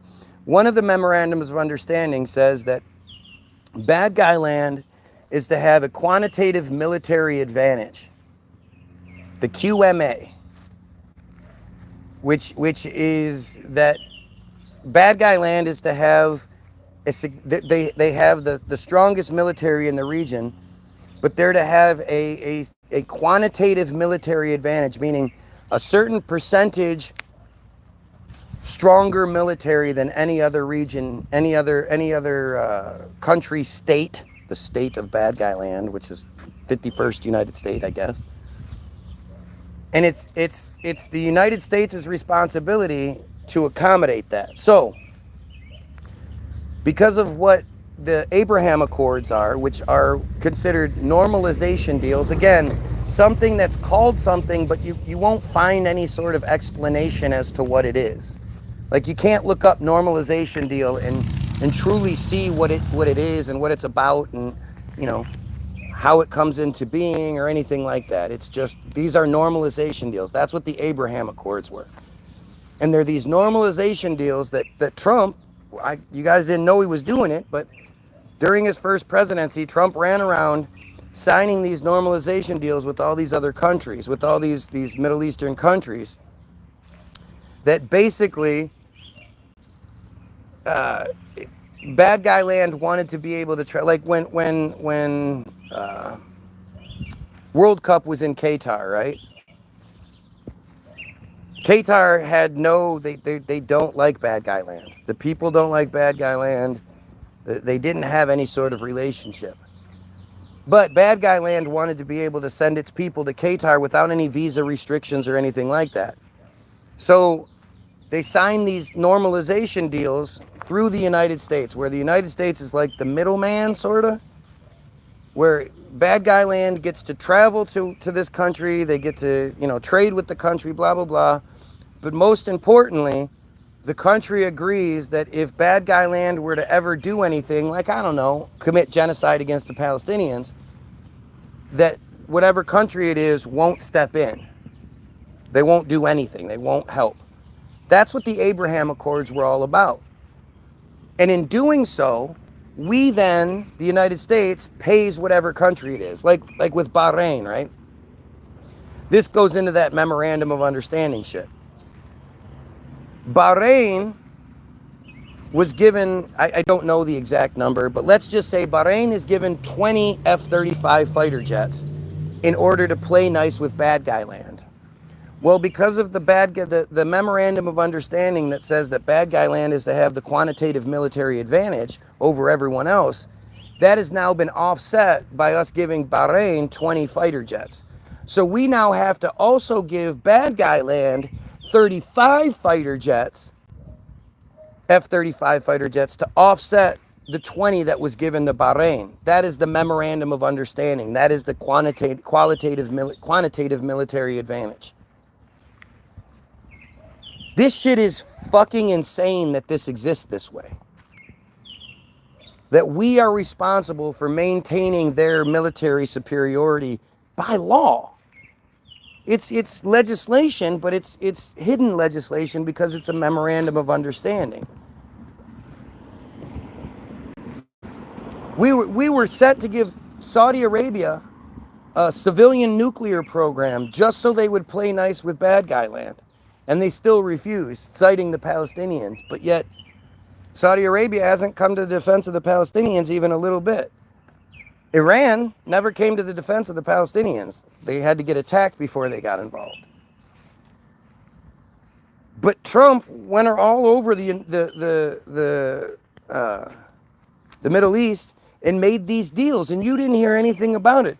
Just like in 2020, when you were getting locked down because of COVID, nobody was talking about Katie Johnson and how on March 2nd, Trump was set to be examined by an official, government entity or whatever to do a physical examination of Trump and get some specs from him so that they could compare his DNA to those on a dress. Kind of like the Bill Clinton shit again, but from Katie Johnson, who said that when she was 14, Trump, raped her. This was in 2020. This was June of 2020 that all of this him and Epstein were considered defendants. It had gotten to the point where they were defendants. Meaning they must have been charged, right? And the reason it went away isn't because it was found that she was lying or anything. It's because she quit. She said, look, my family is being harassed and threatened so much that I'm just not going to go through with this. This is scary. But this was in 2020. This is while you were being distracted and locked down with COVID and all this other bullshit. This stuff was happening and no one was talking about it. Not a single fucking organization was talking about the president of the United States, sitting president, being charged with these kinds of crimes. Why do you think that is? If you think Trump should be in prison, if you think this Katie Johnson stuff is outrageous, you should probably like and share the video. Like, sub, and share. If you oppose pedophilia in any way whatsoever, you should like and sub and share to this feed. This is crazy how this all works, and it's right here in black and white, right in front of you. And yet, you just ignore it, I guess. I don't understand. I really don't get it. Let's see. In March 2009, AIPAC Executive Director Howard Corr appeared before the House Committee on Appropriations Foreign Operations Subcommittee and requested that bad guy land receive an additional 2.775 billion in military aid in the fiscal year 2010, as called for in the 2007 Memorandum of Understanding. Oh shit. Looks like your boy's not making shit up after all, huh? So the Memorandum of Understanding is signed every 10 years. And like I said, the two memorandums of understanding that I know of are that they get $3.8 billion a year, $38 billion over a 10-year period, and that we have to supply them with the quantitative military advantage. Now the other one, the 2007. So the 2007 memorandum of understanding, that's signed every 10 years. Again, not something you ever hear about. But every 10 years, they sign a memorandum of understanding. The sitting president signs how much money will be given to bad guy land over the next 10 years. 2007, the last one was signed. 2016, Obama signed the one that we're under now, but it didn't go into effect until at least 2018. And the one Obama signed said that they would get $3.8 billion a year, $38 billion over 10 years, as long as Netanyahu agreed to what's called two concessions.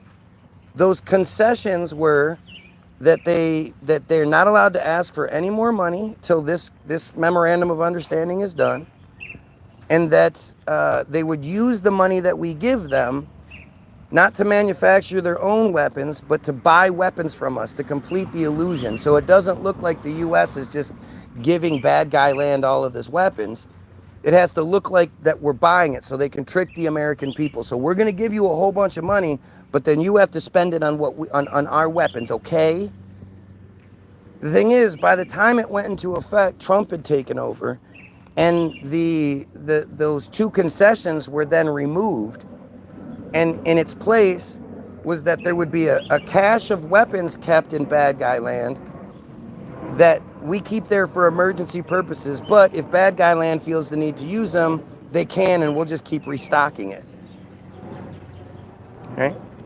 And if you remember a couple of years ago with the Ukraine bullshit, we were trying to give them some artillery that was supposed to come out of this cache, but it had already been emptied. So we couldn't get the artillery out. What do you want, weirdo? You think I could try calling my mom? Yeah, go inside. No one just left, so I'm home alone. Well, that's stupid. Well, anytime that happens, come here. Let's look up the official Memorandum of Understanding. A Memorandum of Understanding is a type of agreement between two bilateral or more multilateral parties. It expresses a convergence of will between the parties, indicating an intended common line of action. It is often used either in cases where parties do not imply a legal commitment or in situations where the parties cannot create a legally enforceable agreement. It is a more formal alternative to a gentleman's agreement. Do you get this? Like we're talking about government policy where we pay this other country billions of dollars based on what's little more than a gentleman's agreement, a shake of hands, if you will. Whether a document consists of a binding contract depends on the presence or absence of well-defined legal elements in the text proper of the document, the so-called four corners. The required elements are offer and acceptance, consideration, and the intention to be legally bound. In the U.S., the specifics can differ slightly depending on whether the contract is for goods, falls under the Uniform Commercial Code, or services, falls under the common law of the state. Sure doesn't sound like what we're talking about, but let's keep going. Many companies and government agencies use MOUs to define a relationship between departments, agencies, or closely held companies. In government and political affairs, in the United Kingdom and other Commonwealth countries such as New Zealand, The term MOU is commonly used to refer to an agreement between parts of the Crown. The term is often used in the context of devolution. For example, the 1999 Concordat between the Central Department of Environment, Food and Rural Affairs and the Scottish Environment Directorate. MOUs can also be used between a government agency and a non-commercial non-government agency. This is it. This is all I can find. No one's talking about this. In public international law, in international relations, MOUs fall under the broad category of treaties and should be registered in the United Nations Treaty Collection. In practice, and in spite of the United Nations Office of Legal Affairs' insistence that registration be done to avoid secret diplomacy, MOUs are sometimes kept confidential. As a matter of law, the title MOU does not necessarily mean the document is binding, the document is binding or not binding under international law. To determine whether a particular MOU is meant to be a legally binding document, i.e. a treaty, one needs to examine the party's intent as well as the signatory's position, e.g. Minister of Foreign Affairs versus Minister of Environment. A careful analysis of wording will also clarify the exact nature of the document. The International Court of Justice has provided some insight into the determination of the legal status of a document in the landmark case Qatar vs. Bahrain, July 1994. Advantages. One advantage of MOUs over more formal instruments is that because obligations under international law may be avoided, they can often be put into effect without requiring legislative approval. Hence, MOUs are often used to modify and adapt existing treaties, in which case these MOUs have factual treaty status. The decision concerning ratification, however, is determined by the party's internal law and depends to a large degree on the subject agreed upon. MOUs that are kept confidential, i.e. not registered with the UN, cannot be enforced by any UN organ, and it may be concluded that no obligations under international law have been created. Although MOUs are in the multilateral field are seldom seen, the transnational aviation agreements are actually MOUs. Seems strange that nobody's talking about, I can't find any example. Here, we're going to look at examples. Examples include the Memorandum of Understanding relating to the treaty between the United States of America and the Union of Soviet Social Republics on the limitation of anti-ballistic missile systems in May 1972, signed by the United States, Richard Nixon, and Soviet Union, Leonid Brezhnev, updating the anti-ballistic missile. Here's another one, the Memorandum of Understanding on hijacking of aircraft and vessels and other offenses between the U.S. and Cuba. The agreement between the Cayman Islands and Cuba, under which Cayman immigration officers must give Cuban refugees two choices: disembark and be repatriated back to Cuba or continue on their way with no help. The agreement framework between the U.S. and North Korea over nuclear weaponry on October 21st, 1994. The Oil for Food program, for which Iraq signed an MOU in 1996. The agreement between the government of Indonesia and the GAM in the EC peace process, August 15th, 2005. The agreement between UK and Jordan, Libya and Lebanon regarding potential extradition of suspects, commonly terrorist suspects, who, if they are to be tried, must be treated fairly and in a manner similar to the European Convention on Human Rights. There's more to that one, but I don't really care.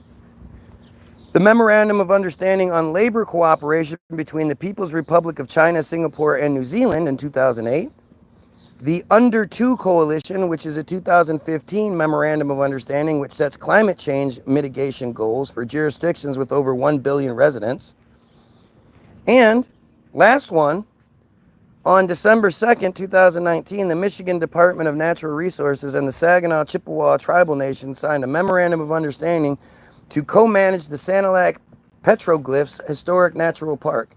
The agreement marks the first state tribal co-management of a Michigan state park. Let's see, okay. Here's another one of examples. Examples from U.S. law include the generic sample template for intra-agency agreements with the Office of Violence Against Women from the U.S. Department of Justice. Examples from international development contexts include MOUs developed by grassroots organizations working with municipalities in South Africa to improve land and housing for urban poor. The MOUs used by NGOs and the Bangladeshi government determine tasks under the National Tuberculosis Control Program, and the MOU used by city authorities and NGOs in Harare, Zimbabwe to collectively document and upgrade slums. That's it. Why isn't there any examples? Why isn't this explaining to me the MOU between the United States and bad guy land that says we got to give them $3.8 billion a year? See also gentleman's agreement, letter of comfort, contract law, memorandum of conversion, letter of intent. That's literally it. I mean, there's nothing else here. Why isn't this telling me about this? I got here by clicking on so this is we'll go back to the AIPAC. AIPAC strongly supports substantial U.S. aid to bad guy land. In March 2009, AIPAC Executive Director Howard Core appeared before the House Committee on Appropriations Foreign Operations Subcommittee to request that bad guy land receive $2.7 billion, $2.775 billion in military aid in the fiscal year 2010, as called for by the 2007 Memorandum of Understanding. So I clicked on the Memorandum of Understanding, and that's what it took me to. It didn't take me to the 2007 Memorandum of Understanding. But this is signed every 10 years. And guess what? Trump gets to sign the next one. This last one where they got $3.8 billion a year, they were pissed off. They thought they should have gotten more, but that damn Obama, they thought they should get more like $100 billion a year. And I'd be willing to bet that in 2027, when Trump signs the new Memorandum of Understanding, he's going to guarantee them $100 billion over the next 10 years. $10 billion plus a year. I guarantee it.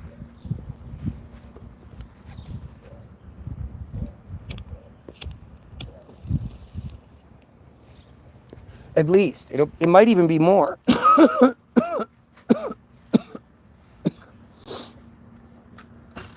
The 2007 Memorandum of Understanding between the U.S. and bad guy land that allocates $30 billion in aid for bad guy land over 10 years.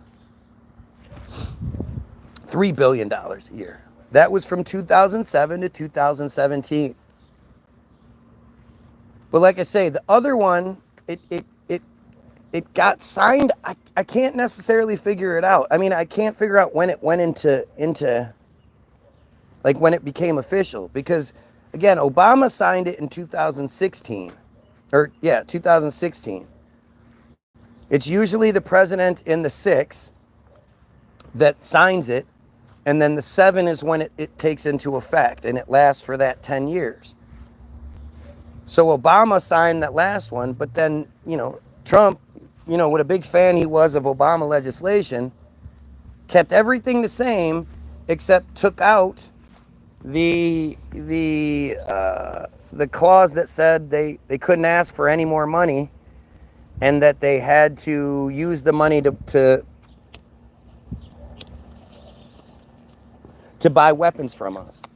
Meaning now they aren't required to spend the money with us. We are literally just giving them $3.8 billion every single year.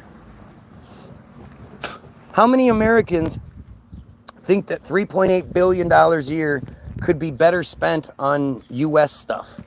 fixing our roads. I think if we had a proper pedophile hunter program, well funded by the government, that did the same thing all the pedophile hunters on YouTube and the Gordon Flowers of the world do, DAP and all these other groups that are able to catch people every fucking day, but then their arms are tied because, you know, the law. So why doesn't the United States take that $3.8 billion a year and funnel it into keeping the children safe? What about veterans programs? What about women's programs? What about drug programs? What about all of these other things that $3.8 billion a year what about redoing the infrastructure in the United States that's just unbelievably bad at this point? All the pipes and shit underneath that are clay pipes. What about all that shit?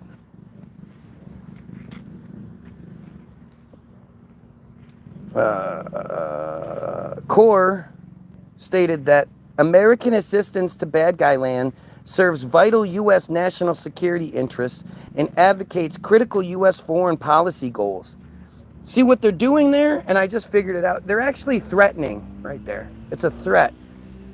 They're saying if you don't give us the money that we want, that's not in your national security interests. We'll start poisoning your drinking water systems. You know? We'll launch missiles and bombs and shit at you. We'll do all kinds of shit to you. There is no foreign policy benefit to our relationship with bad guy land. That's basically why all the other countries hate us, is because of our association with them. So how do they provide us any sort of national security? How do they make our lives any better even a little bit? Right now, we're literally in a war. We're going to be sending American kids, fucking troops off to go die in their fight. Why the fuck would we be doing that? We just attacked Iran solely because Netanyahu said so. It's terrifying. It's really fucking terrifying. The military hardware bad guy land must purchase to face the increased threat of terrorism and Islamic radicalism is increasingly expensive due to the recent spike in petroleum prices, which have enabled countries such as Iran to augment their military budget, according to CORE. Isn't that strange? I mean, I would imagine all these edits are years old. Years old. I mean, they're talking about the Memorandum of Understanding between 2007 and 17. This has nothing to do with what's going on now. The Iraq War. The day after George W. Bush addressed the United Nations General Assembly to call for action against Iraq, AIPAC said to the J Telegraph Agency that if the president asked Congress to support action in Iraq, AIPAC would lobby members of Congress to support him. John Judas wrote in the New Republic that although AIPAC lobbying was not widely reported to prevent Arab states from connecting Bush's war plans to bad guy land, it wasn't reported to keep the information hidden. It's not that it wasn't happening. He's not saying it wasn't reported because it wasn't necessarily true. It wasn't reported to keep eyes off of it. To prevent Arab states from connecting Bush's war plans to bad guy land. Executive Director CORE called quietly lobbying Congress to approve the use of force in Iraq. One of AIPAC's successes at a January 2013 AIPAC meeting. AIPAC spokesman Josh Block told the New Republic that AIPAC did no lobbying and that CORE was misquoted. So was he misquoted, or did they, was he misquoted by the organization that quoted him, or did they not do it? Which one is it? They're so used to doing that's all they ever do. They don't actually, show me the video. I've been asking for this forever. Show me the video of a bad guy land representative having a reasonable conversation with someone where they're just like, yeah, let me explain this and let me know we do this because of this and blah, blah, blah. All they ever do is attack people. All they ever do is say, you know, you're not allowed to say that. You can't say that. That's bad. That's anti-Supremacism. You can't say that. That's literally the only weapon they ever have.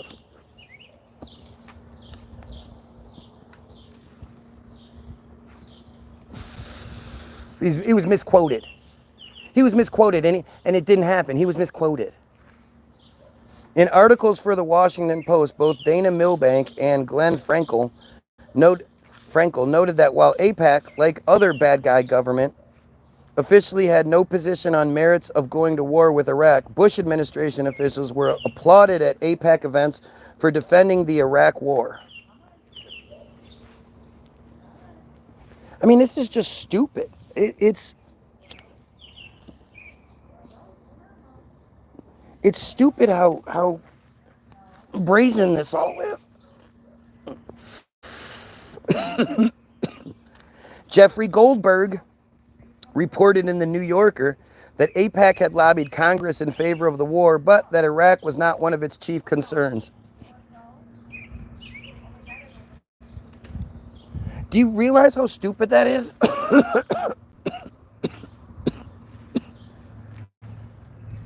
It's like, yeah, we broke the lamp, but we didn't break the lamp. You shouldn't have had that lamp there to begin with. You know, we didn't break it. We broke it, but we didn't break it.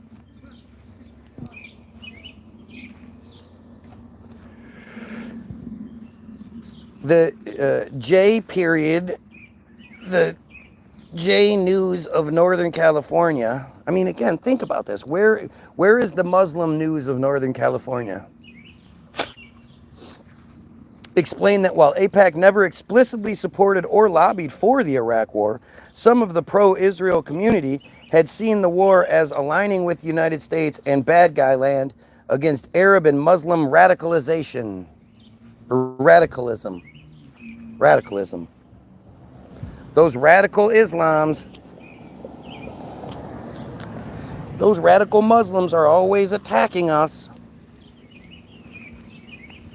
Never mind the dancing Israelis, right? However, by the time the 2007, maybe that's what I was going to look up. No, that wasn't it. By 2007, AIPAC annual policy conference, continuing violence in Iraq had undermined that view. And at a conference session, the war was blamed for an increase in global terrorism.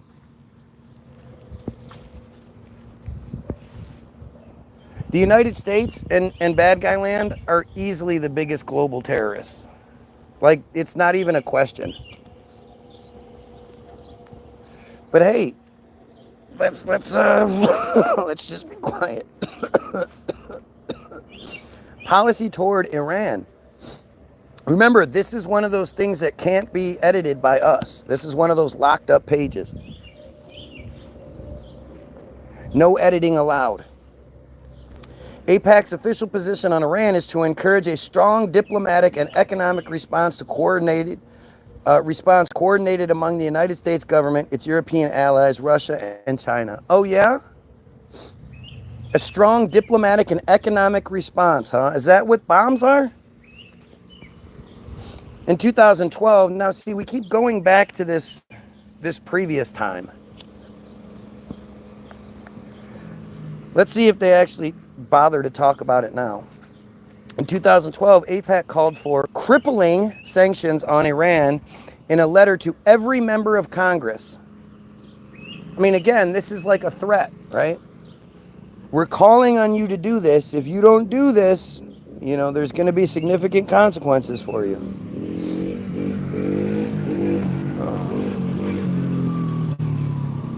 In line with this approach, AIPAC has lobbied to levy economic embargoes and increase sanctions on Iran, known as the Nuclear Weapons Free Iran Act in 2013. However, according to the New York Times, its effort stalled after stiff resistance from President Obama. Yeah, Obama didn't seemingly like them, and Obama and Netanyahu didn't have a good relationship. At least according to the bullshit that they give us. That's probably not true, but still. On agriculture and agricultural trade, AIPAC lobbies for greater cooperation between the two countries. AIPAC considers agriculture to be a key economic sector for economic cooperation between them. What the fuck am I even reading? And that's just it. That's the end of the policy towards Iran. We're going to talk about what they felt in 2012.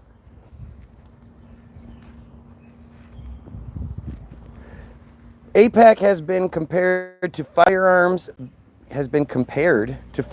banking, defense, and energy lobbies. Oh, lobbies, firearms lobbies, gotcha. As long, quote, being, quote, a feature in politics in Washington. Its promotional literature notes that the leadership reception during its annual policy conference will be attended by more members of Congress than almost any other event, except for a joint session of Congress or a State of the Union address. More joint bilateral members of Congress attend the AIPAC policy conference than anything else other than a joint session of Congress or the State of the Union address? Are you fucking kidding me? How does this work? The New York Times has described AIPAC as a major force in shaping United States policy in the Middle East. What are we talking about? That is able to push numerous bills through Congress. Typically, these pass by unanimous votes. A House of Representatives resolution condemning the UN Goldstone report on human rights violations by bad guy land in Gaza, for example, passed 344 to 36 in 2009. In 2009, they're doing this. Human rights violations.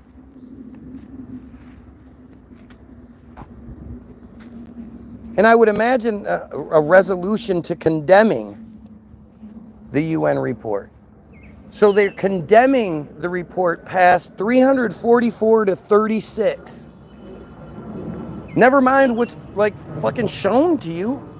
Never mind all the, because as much as this genocide is the most widely viewed genocide in the world has ever seen, the well-documented and provable genocide, unlike the Holocaust, like they're gonna keep pretending like this isn't the case? Or you dumbass Trumpanzees, you're gonna pretend like it's America first? You really believe Trump doesn't support or doesn't represent this fucking whole thing? What's wrong with you? He was present at the 2016 conference. It said so. He wasn't even a member this was still when he was a candidate. He wasn't even a member of the government, and he was still attended this conference, this policy conference. In 1997, Fortune magazine named AIPAC the second most powerful influence group in Washington, D.C. Forbes called them the second most powerful group. AIPAC advises members of Congress about the issues that face today's Middle East, including the dangers of extremism and terrorism. Well, what about the other side? Is there a Palestinian lobby group that influences the Congress and all that shit? Is there any other foreign group that influences Congress like this? Advises. It was an early supporter of the Counterterrorism Act of 1995, which resulted in increased FBI resources being committed to fight terrorism, to fight an idea, to fight something that isn't defined so they could just call anything they want terrorism. AIPAC also lobbies for financial aid from the United States to bad guy land, helping to procure up to $3 billion in aid yearly, making bad guy land the largest cumulative recipient of U.S. foreign assistance since World War II. Trillions of dollars. Trillions of dollars have gone into this group, into this other country. According to the Congressional Research Service, CRS, these include providing aid as all grant cash transfer, as quote, as all grant cash transfers not designated for particular projects and transferred as a lump sum in the first month of the fiscal year instead of in periodic increments, like everybody else gets. Whatever money anybody else is said to get, they get in periodic, you know, we check, we see, we do all this. And we definitely don't give them lump sum cash payments.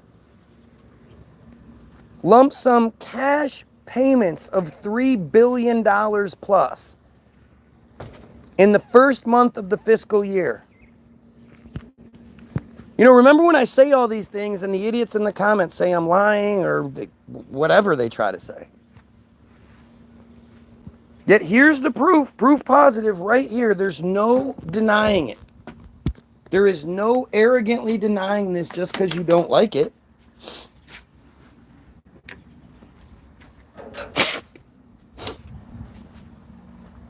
Literally. How does this is all documented. It's all right here. Yeah, sure.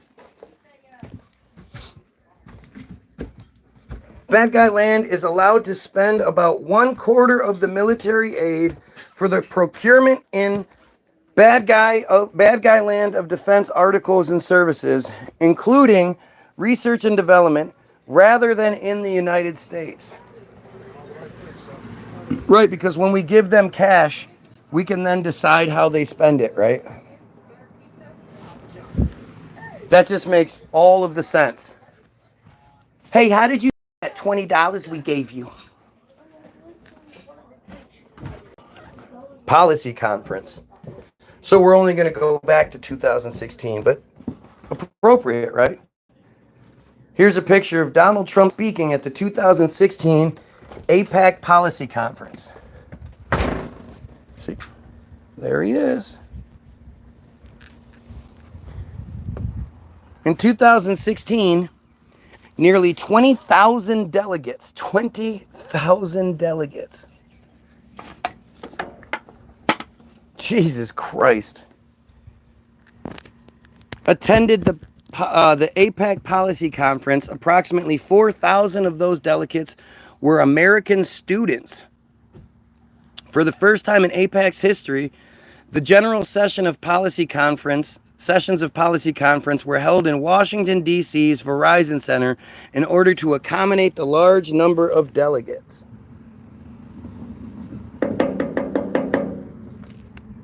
This is fucking nuts. Like, it's always strange to me when I do this, because it's like, I know all this stuff, and I know it's really fucked up, and I know, you know, it's really obvious and all this other shit. But then when you see it like flat out, like this, it's laid out. It's not just a theory. It's not just rumor. It's the factual shit, that the way they want us to know it, not some conspiracy page.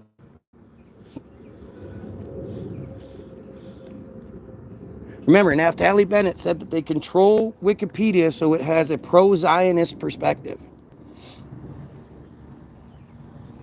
This is what they want us to know. This is how brazen they are. They know they can just brag about this, and the American public's not going to do shit because we're too busy hating each other over skin color, over sexual preference, you know, over sky daddies, over you know, well, I'm going to give you two choices. I'm going to slap you with the left hand or slap you with the right hand. And you have all these dumbasses running around like, well, you don't want to get slapped with the left hand. I want to get slapped with the left hand. You want to get slapped with the right hand. And you're stupid. I'm smarter than you. You know why? Because I asked them, what hand are you? Are you left or right-handed? And when they said that they were right-handed, I was like, well, I'll pick the left hand because I don't think you'll smack me as hard with the left hand. Look how smart I am. Like, this is just fucking nuts. This is nuts. Keynote speakers included Vice President Joe Biden, former Secretary of State Hillary Clinton, Republican presidential candidate Donald Trump. I mean, so right there, right there. So these guys that all hate each other, right? These guys that are all running against each other and whatnot, they all come together at this one conference and speak about the same thing, how they all support the same thing. They don't talk about the things they differ on. Governor John Kasich, Senator Ted Cruz, there's a surprise, and Speaker Paul Ryan. Bad guy Prime Minister Benjamin Netanyahu, who has spoken at AIPAC before in person, addressed policy conference via satellite on the final day of the conference. Bozo. Elliot Brandt was named CEO of AIPAC starting in late 2024. Brandt succeeded Howard Core, who had been CEO of AIPAC since 1996.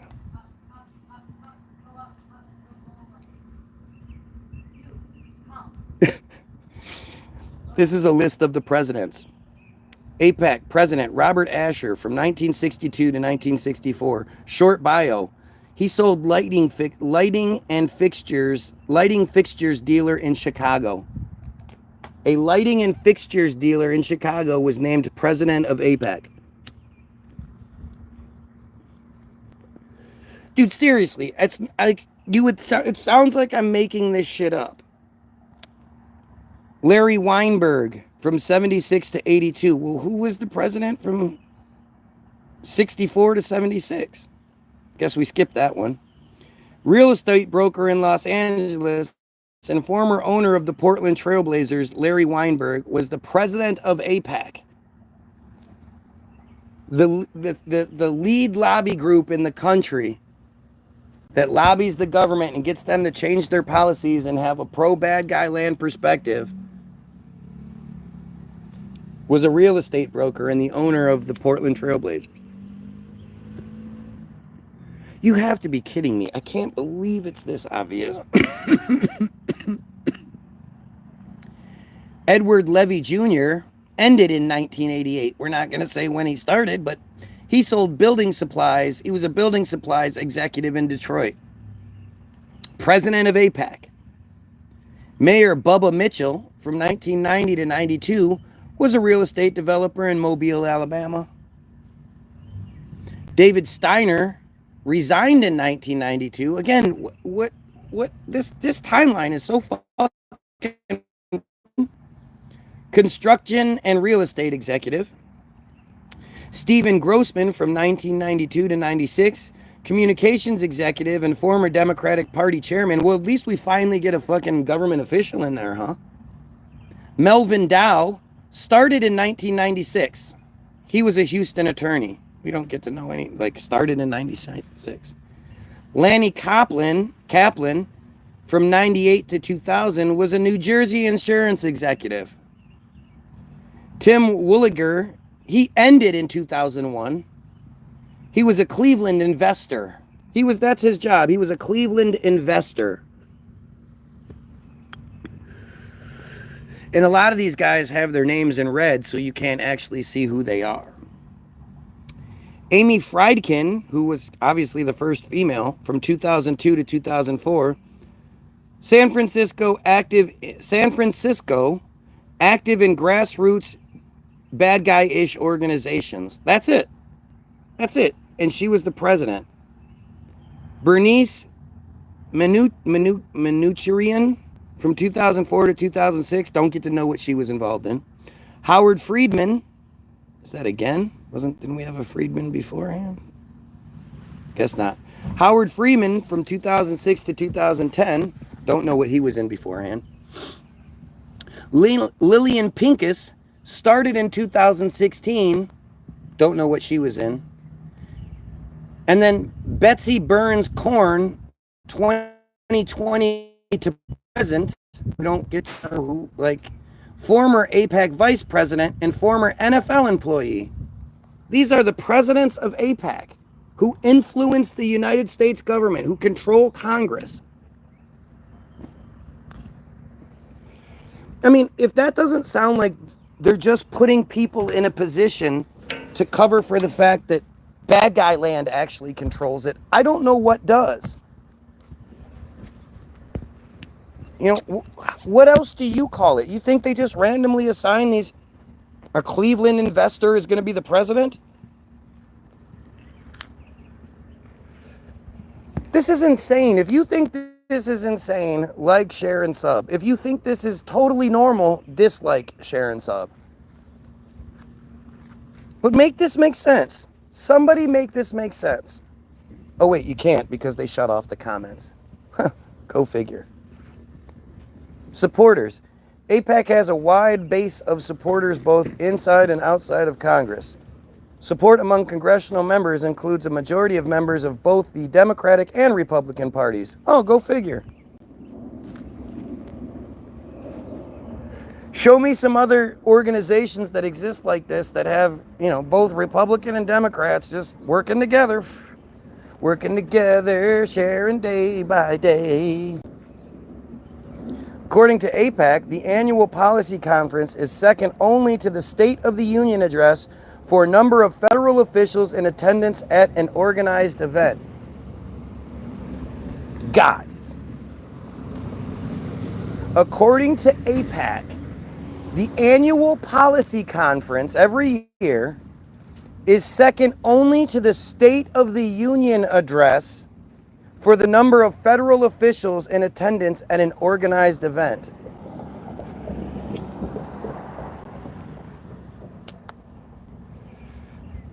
That includes, like, congressional meetings and all that shit where they're supposed to be voting on things. And, like, the only other time this many governmental agents all get together is at the State of the Union address. Isn't that every 4 years? Oh, it's the annual message delivered by the President of the United States to a joint section of the United States Congress near the beginning of most calendar years on the current condition of the nation. So it's not necessarily a given. That is fucking insane. Like I say, I know this stuff, and I know it's really fucked up, and I know they control our government and all this other shit. But until now, I didn't know the details to this extent. And I just assume most of you don't know this shit. Like, I've been in this world for a long time, and I didn't know this to this extreme. So I would imagine a lot of you who haven't even been in this world for that long, in this realm of things for that long, or what it, like, you don't know it more than I do. It's not like it's bragged about anywhere. You know, it's not like they talk about it, they tell us about it. So unless you just happen to look this up on Wikipedia, you're not going to get this information. This is fucking insane.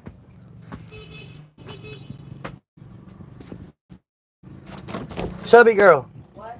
According to AIPAC, the annual policy conference that they put on is second only to the State of the Union address for number of federal officials in attendance at an organized event. That is crazy.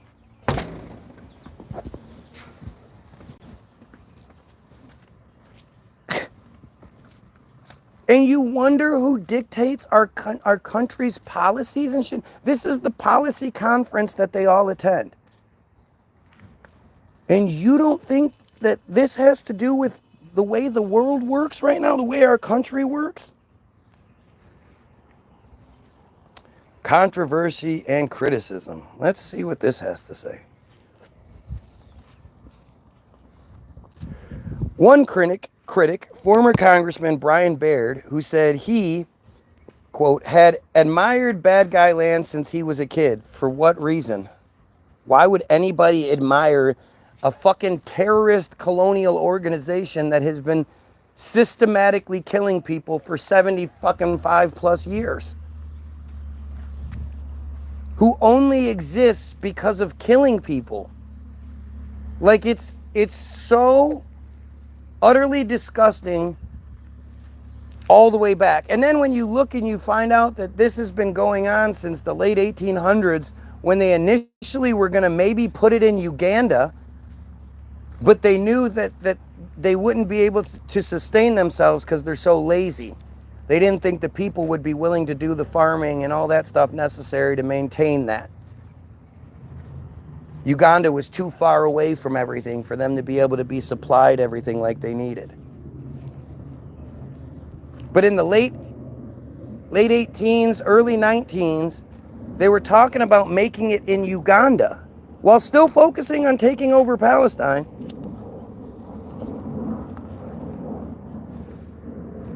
Like, this is just fucking insane. It's so crazy that all you have to do is look it up on Wikipedia.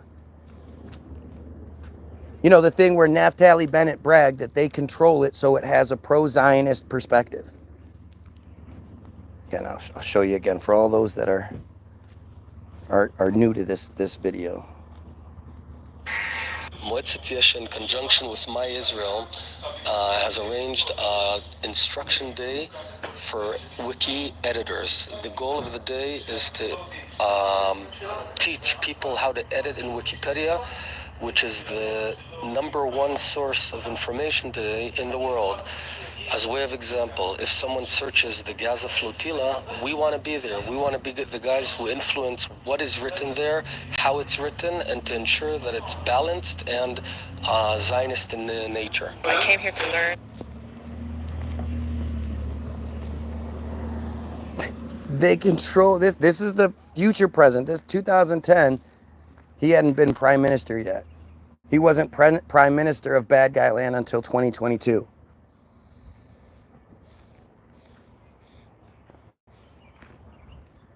You have future prime minister and high-ranking official at this point talking about how they're there to teach the Wikipedia editors how to edit things so that it makes bad guy land look good. It has a pro-Zionist perspective.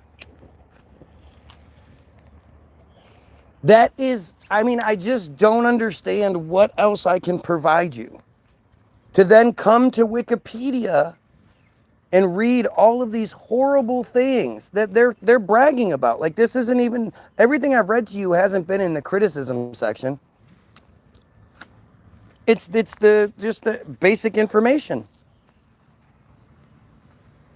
And yet there's some sort of question here. He admired bad guy land since a kid, but who became alienated from AIPAC, argued that, quote, when key votes are cast, the question on the House floor, troublingly, is often not, what is the right thing to do for the United States of America, but how is AIPAC going to score this?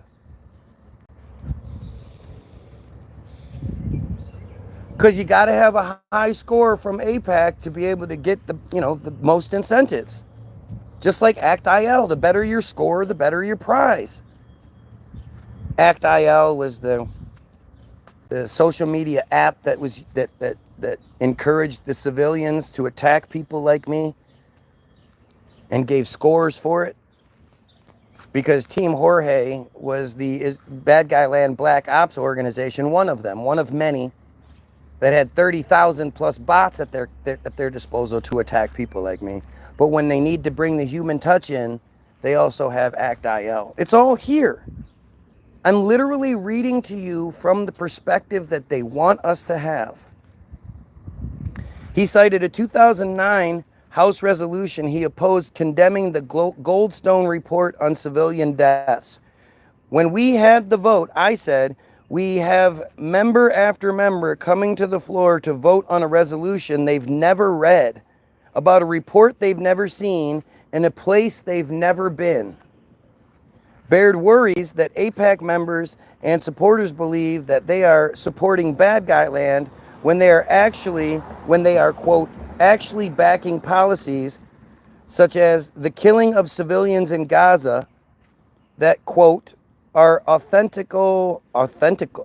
antithetical to its highest values and ultimately destructive for the country. Back in 2009, he was arguing against the killing of civilians in Gaza. Well, good thing that got wrapped up nicely, huh? A criticism of AIPAC's proposal for tougher sanctions on Iran is that the primary incentive P5 plus one negotiators can give Iran to stop its nuclear program is reduction in the sanctions that have harmed Iran's economy. So if you do this, we'll lift the sanctions, but if you don't, we're just going to continue making it harder for you. If you look up the history of the Iranian nuclear program and deal and all that shit, you'll see that Iran has been nothing but accommodating and trying to make these deals happen for years. It's the US that keeps fucking everything up at the behest of bad guy land. This is insane. By imposing even harsher sanctions on Iran, AIPAC takes this chip away. According to a senior Obama administration official, the administration told AIPAC leadership that its tougher sanctions on Iran, quote, would blow up the negotiations. The Iranians would walk away from the table. The official asked them, who do you know better than we do? Why do you know better than we do? What strengthens our hand? Nobody involved in the diplomacy thinks that. A former congressional staffer complained to journalist Connie Bruck. What was striking was how strident the message was from AIPAC. How could you not pass a resolution that tells the president what the outcomes of the negotiations has to be? AIPAC has been criticized for being unrepresentative of American bad guys who support bad guy land and supportive only of right-wing bad guy land policy and viewpoints. Sure. That's part of that joke. That's that thing where they're like, you're allowed to say that you oppose Zionism, but you can't say you oppose the cult itself. Just Zionism. You're allowed to say free Palestine, but you're not allowed to say end the cult. It's the cult that's the problem. All these other little fucking monikers that they give shit doesn't matter. When you believe that you are the favorite people of God and that the rest of us are nothing but your slaves, your cattle, we're no different than the dogs, the cats, the sheep. We're all just dumb goyim or goyim. You might not be willing to say dumb goyim, but if you call me a goyim, if you believe I'm a goyim, if you believe yourself to be born superior to me, that's a problem. I don't support that. That doesn't get my support, my affection, none of it. Oh, really? You think you're born better than me and I'm just here to be your slave? Oh, okay, that sounds good. You guys cool with that? You guys like that idea? We're just one of 2,800 slaves that each of them get. A Pew Center poll found that only 38% of American bad guys believe that bad guy land government is seriously pursuing peace. 44% believe that the construction of new settlements damages bad guy land's national security. Yeah, you mean the illegal settlements. Funny how they don't, like, this is how you know that they control the narrative. They control what's being said. They're not consistently referred to as the illegal settlements, because that's what they are. They're absolutely illegal by all international law. But hey, you know, what the hell, right? Among the best known critical works about AIPAC is the Bad Guy Land, Lobby, and U.S. Foreign Policy by University of Chicago professor John Mersheimer and Harvard Kennedy School professor Stephen Walt. In the working paper and resulting book, they accuse AIPAC of being, quote, the most powerful and best known component of the larger pro-bad guy land lobby that distorts American foreign policy. They write, AIPAC's success is due to its ability to reward legislators and congressional candidates who support its agenda and to punish those who challenge it. AIPAC makes sure that its friends get strong financial support from the many pro-bad guy land political action committees, PACs. Anyone who is seen as hostile to bad guy land can be sure that AIPAC will direct campaign contributions to his or her political opponents. The bottom line is that AIPAC, a de facto agent for a foreign government, has a stranglehold on Congress, with the result that U.S. policy toward bad guy land is not debated there, even though that policy has important consequences for the entire world. And we're literally seeing that take place right now. If you agree, like, share, sub. If you disagree, dislike, share, and sub. AIPAC has also been the subject of criticism by prominent politicians, including Democrat J. William Fulbright, Dave Obey, and Mike Gravel, or Gravel. Fulbright, Obey, and Gravel. As well as Republican John Hostetler and Thomas Massey. Democratic Congressman Jim Moran from Northern Virginia has been a vocal critic of AIPAC, causing national controversy in 2007. Again, isn't it interesting how this whole thing is talking about like at least 10 years ago? Everything that I'm reading is from this pre-2016 perspective.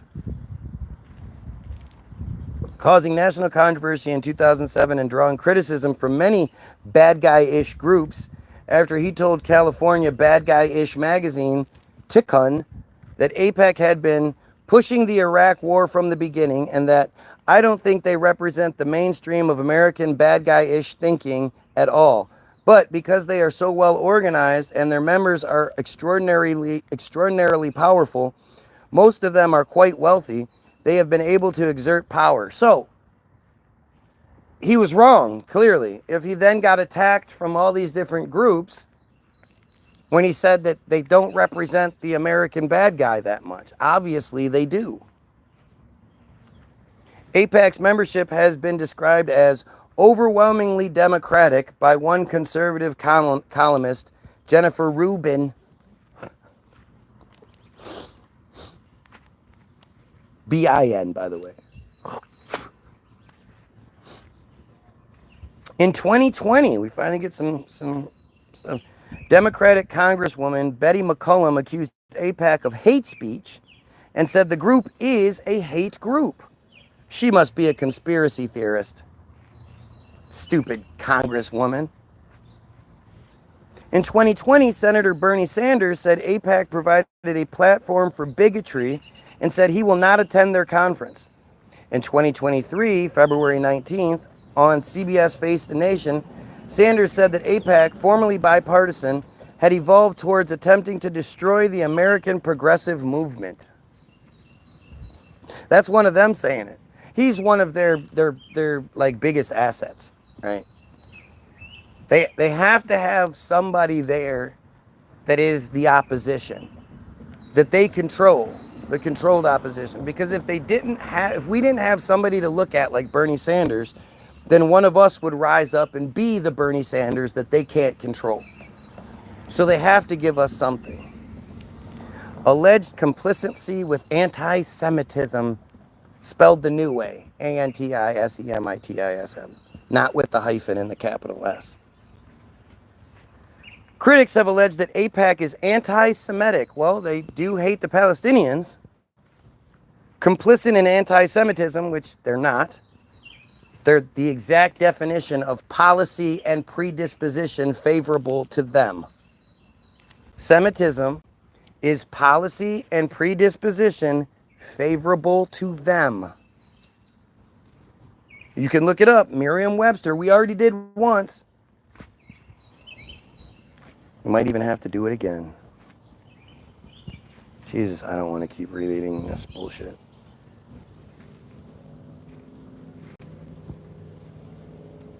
This is something we'll have to do. Maybe tomorrow we'll finish this up. I'm getting tired. It's tiresome. I'm sore. This all hurts. You have no idea what I go through just to do this shit.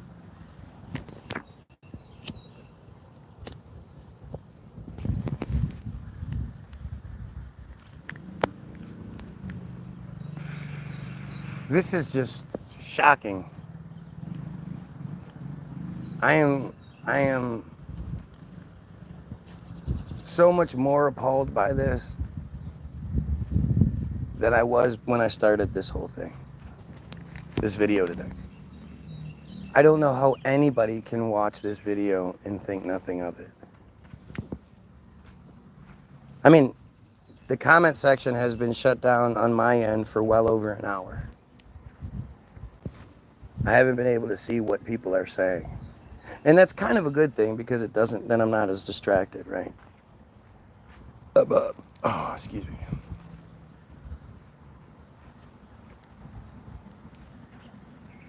But this, you know, I'm literally reading you what they want us to know. This is what they want us to know. This is the, there's no conspiracy theory here. Don't you see it? Don't you get it? There's nothing that can be pointed to that I've said that's false. They're bragging about how they control everything. They hate us. And this is, it's all right here. This is why we're attacking Iran. None of us want that. I don't know anybody that wants that.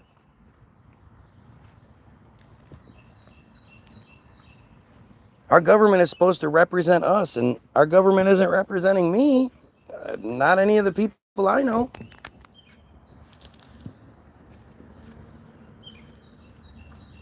It's just terrifying.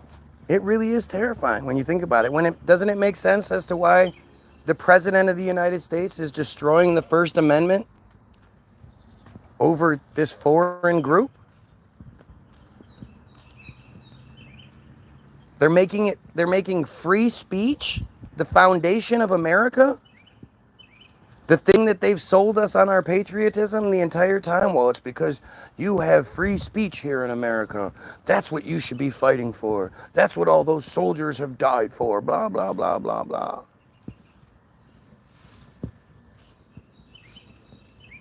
And now, because it's critical against AIPAC, it's become illegal. They're defunding schools, universities and shit. Most people don't understand that Trump actually signed that legislation back in 2018 or 19. Whenever Kobe died. I don't remember when Kobe died. But Kobe died. I say died because if you buy that story, something's wrong with you. How about this? The reason why there's no footage from Kobe's funeral anywhere is because supposedly his wife called the media and asked them not to show. The media, she called every single media outlet that exists, all the tabloid shit, everyone. She called and said, please don't come to the funeral with your cameras with the lenses, the telescopic lenses that can get real close and all that. Please don't hide in the trees. Please don't do anything. Please don't take pictures of this super important social figure where all these other, celebrities and whatnot supposedly came to it. But again, we're working that day, so I don't know how that works out. How the fuck would she have gotten every single media outlet to not show up to the funeral? The funeral of Kobe Bryant. Do you realize how insane that is? But anyway, Kobe supposedly died on a Sunday. The following Wednesday was when one of the Trump impeachments were said to come to an end. Scheduled to come to an end. So Sunday night, Monday and Tuesday, that's all the news talked about was Kobe. And then Wednesday, they switched over to Kobe and Trump. What no one talked about was the fact that on the Tuesday, Trump signed the legislation that said all colleges and universities had to have a pro-Israel curriculum and had to actively remove any BDS or anti-bad guy, anti-Israel sentiments on the campus, or else they would lose federal funding. And most colleges and universities can't survive without federal funding. That's a huge part of it. And then that shit nobody covered it, nobody talked about it. And then it went away until after 2023, when suddenly now it's back on. And now all these colleges and universities are where the biggest protests are happening. These protests are happening every day. These protests are still happening. They're still, it's still a very commonplace thing, and it's not being talked about, other than to tell you that they're arresting American students on American soil, on college campuses, for protesting genocide in a foreign country, of a foreign country, by a foreign country. They are arresting American students.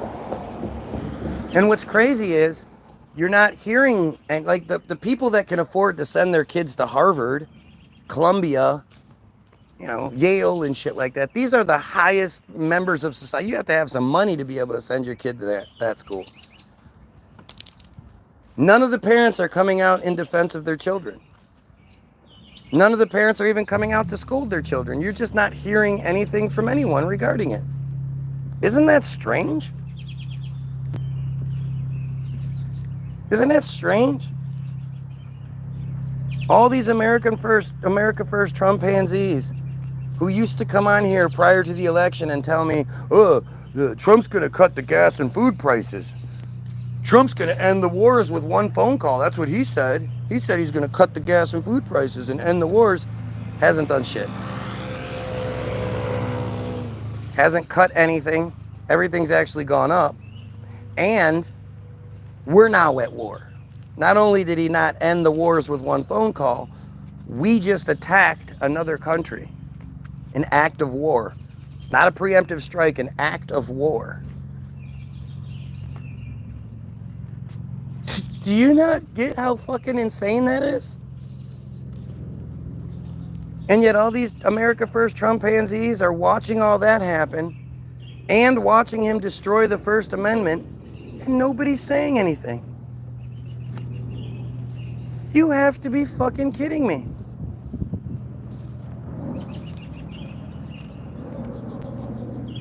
This is just insane. Like anybody that like, it's funny because you try to talk to Trump pansies about it and they don't have anything to actually say. The only thing they start doing is yelling fucking slogans and shit. MAGA! Trump 2028! They don't have any like, well actually you're wrong because of this. Actually, well this. They never say anything like that. It's always the dumbest shit you can imagine because they represent their leader. Or their leader represents them. There was only 2 debates in this last election. Just think about how insane that is. And your choices were Kamala, who has a bad guy-ish husband and had a bad guy-ish vice president. Jill Stein was the third-party candidate. And Trump was the greatest friend that the bad guy people in bad guy land had ever known. Those were your choices. And Trump was involved in 2 debates. One was an old-ass Joe Biden who was clearly up past his bedtime. I mean, we're talking about an 80-something-year-old man who was awake at 9:30, 10 o'clock at night. Like, of course he's going to stumble and stammer. But he still kicked the shit out of Trump. He still was able to at least answer questions. There was one point where the moderators were like, all right, Mr. Trump, what are your plans? What are you planning on doing about the tremendous fentanyl epidemic?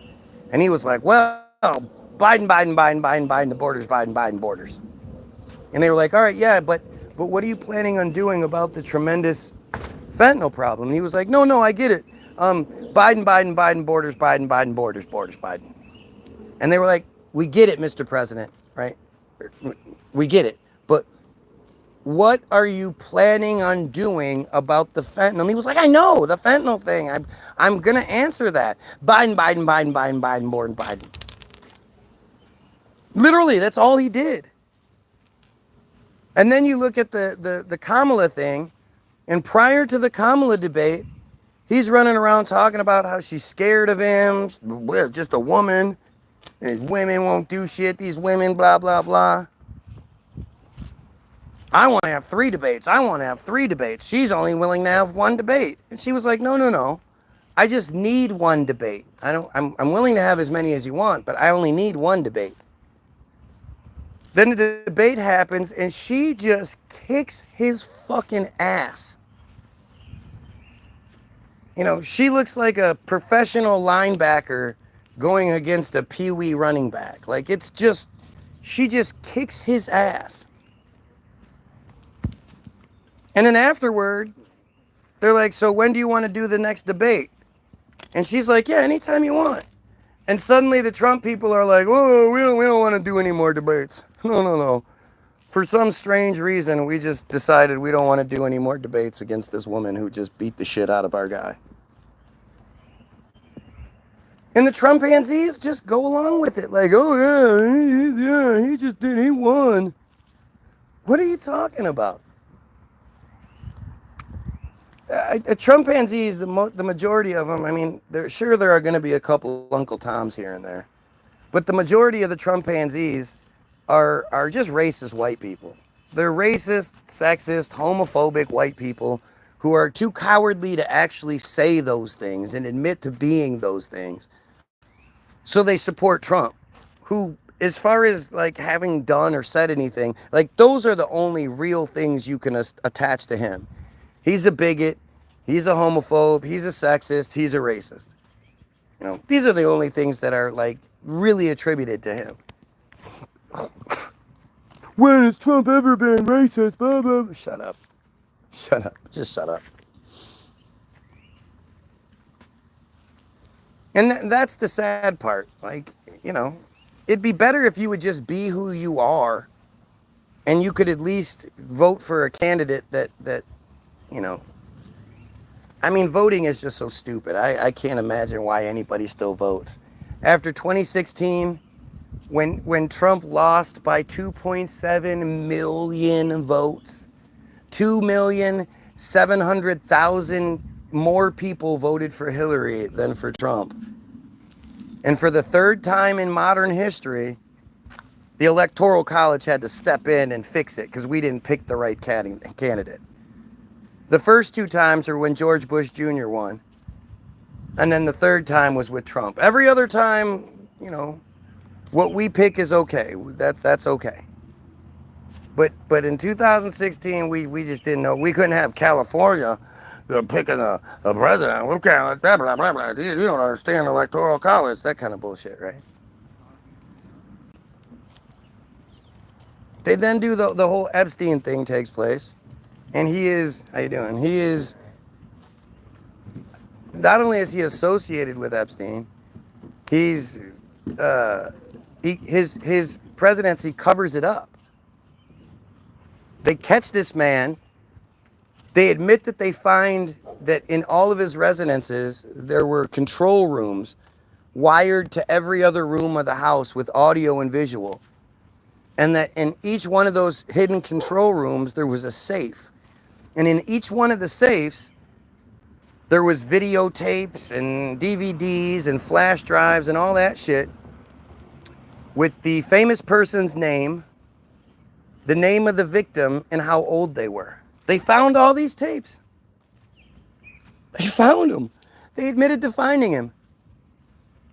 And then the whole he died thing in prison bullshit narrative happened. And suddenly, William Barr is appointed as the Attorney General. He's like the 3rd one or something like that. And William Barr absolutely should have recused himself from anything that had to do with Epstein, because something that, again, never gets talked about is that when Epstein hadn't yet finished college, he was still short of his degree, William Barr's father was the headmaster at the Dalton Academy. And just before he stepped down as headmaster and went into the private sector to earn $1 bajillion, one of the last things he did as headmaster was make a young, unqualified Epstein a professor at the Dalton Academy. Like it clearly, the Barr family had association with Epstein that went way, way back. And now suddenly you have William Barr saying he saw some footage that none of us got to see that shows that clearly Epstein must have done it himself. And no investigation is necessary. How does that make sense to anyone? Does anybody think that the strange circumstances by which Epstein was said to die, like none of you could do it, right? Tie a sheet around your neck, tie the sheet to the bottom of the bed, and then lean forward until you hang yourself? On your knees, you're leaning forward, and do you know how stupid that is? What about the fact that the morning he died, like an hour before the announcement was made, a random profile said something along the lines of, "Oh shit, I'm really scared. They're switching out the body, y'all. I don't know what to do." Somebody associated with the prison put this tweet out or this post out, whatever. And then a few hours later, a different IP address claimed responsibility for it and was like, "Oh, I was just kidding." And now if you go try to look into it, you'll see that they acknowledge that there was early tweets, but they now say that an early tweet was leaked that had information that had not yet been released to the public, which sparked a bunch of conspiracy theories of early tweets. So they acknowledge that it existed, but they do it in a really sly way. They've scrubbed it. But there was the picture of the dead body, you know, that showed like, and the people that do that thing where they compare body parts, ear shapes, nose. It's been shown by those people that the body that was supposed to be Epstein's wasn't Epstein. Didn't match the Epstein body and his egg-shaped penis. But he clearly, like, the whole narrative, him killing himself and all this, it's all just bullshit. Notice how Ricky Gervais hasn't had a lot of work since. You know, since his Golden Globes thing where he called all of them. He was like, "I don't care. I know he was your friend. I don't care. He didn't kill himself." Remember that brilliant monologue that he did? Haven't seen him very much since, have you? Hasn't had too many opportunities since, has he?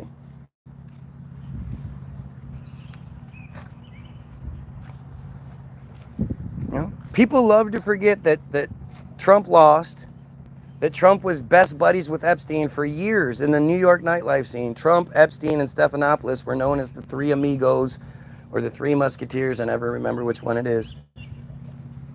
But for like 10 years, they used to hang out together. They were this group of three. Nobody talks about that. Nobody talks about the fact that Trump covered all of it up, including the death. Nobody talks about the fact that it was the Trump presidency that locked everyone down and cost people their lives, their livelihoods, their businesses, their loved ones that were in the old folks' home that they weren't allowed to go see. That was the Trump presidency that did that. And they did that because of the Katie Johnson Epstein shit. It was boiling over. They couldn't keep hiding it. You know, Epstein was just an agent, and he was the lower ranking agent. Maxwell was the handler. Maxwell was the one in charge. Maxwell was Robert Maxwell's daughter.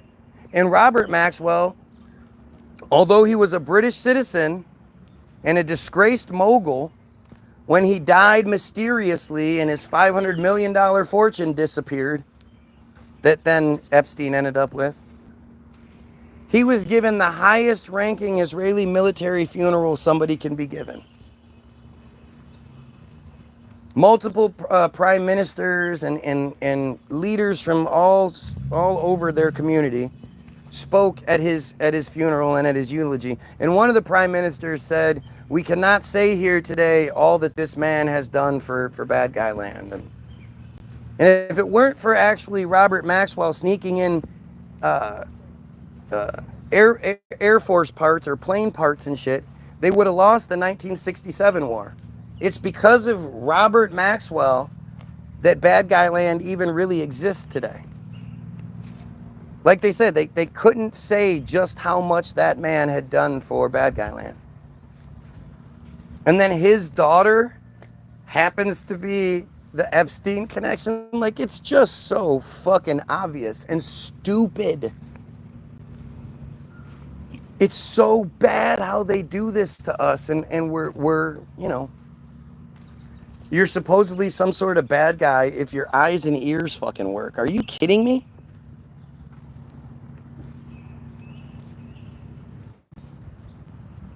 Anybody that doesn't question the Epstein narrative doesn't, just look into it. Just look into the Katie Johnson thing. Just look. On March 2nd, 2023, or March 2nd, 2020, March 2nd, 2020, Trump was supposed to be examined. He was supposed to show up for an examination to see, to check, to, you know, get his vitals and get his samples so they could compare him against the stuff they had regarding Katie Johnson. Thank you, thank you. How are you? Great, how are you? Good. Thank you. You do the same. The Katie Johnson story only went away because she had to stop. She quit. She said, I can't do this. They're threatening my family too much. I'm scared for my family. What about Virginia Giuffre? Virginia Giuffre just goes into hiding, comes out of hiding, you know, after years, talking about they're trying to kill me, and then ends up dead, ends up killing herself. Like, I just don't understand what the difficulty is. Why Team Goyim is so hard to motivate. Look at what they're doing to us. Look at how they're manipulating us, and they're controlling us and destroying us. Look what they're doing. They're literally starving out an entire population right now. They're killing what is essentially mostly women and children, because the men have all either been taken hostage or killed.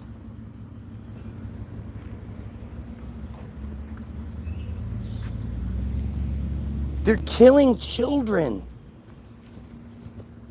There was a video that came out that showed 3 of the soldiers with these big shields stand in a position to where they block the viewpoint from the people on the outside. They didn't realize somebody was recording from up high. Yeah. And if you look at the video, it's from far away and it's not very detailed. But they then take a Palestinian, throw him over something, they show him pull the pants down, and then another guy walks up behind and starts raping the Palestinian man, and sticking shit up. Like, it exists. And then what happened was those guys actually got in trouble, but the people stormed the fucking embassy, or the whatever it was, not embassy, but the whatever, the governmental agency. They stormed the agency demanding their release, and they got released. It's commonplace for them to rape. It's commonplace for them to cut the heads off of children. This is all extremely well documented. And every day that you've been distracted by the Iran conflict, they've killed tens, 50s, hundreds of children. Every day they're killing people. This is the most atrocious thing. I just can't. I just can't understand what motivates people anymore. I know what motivates me. I know why I'm motivated to do what I do. Because I believe I'm doing the right thing, and I'm proud of everything I'm doing and saying. And I'd stand up to anybody that challenges me without any sort of fear or any sort of worry. Like, you go ahead, please challenge my perspective. I dare you. Even though I can't see any of the new comments that are coming through, I guess maybe you can. I don't know. But look at the comments. Are any of them actually addressing anything that's been said? Please come tell me to get out of my room because I don't want to hear his video going on while I'm playing my game. I've asked him and he doesn't even respond. I'm saying, Nathan, and he just... Nathan! Sorry for messing with you. Yep, Nate! Get out of his room. Okay, well, he wasn't fine with it later. So now, because you have to be rude about it, just get out of his room. Go watch it in your... Go watch it. Come on, you know what you were doing. So just go watch it in your room.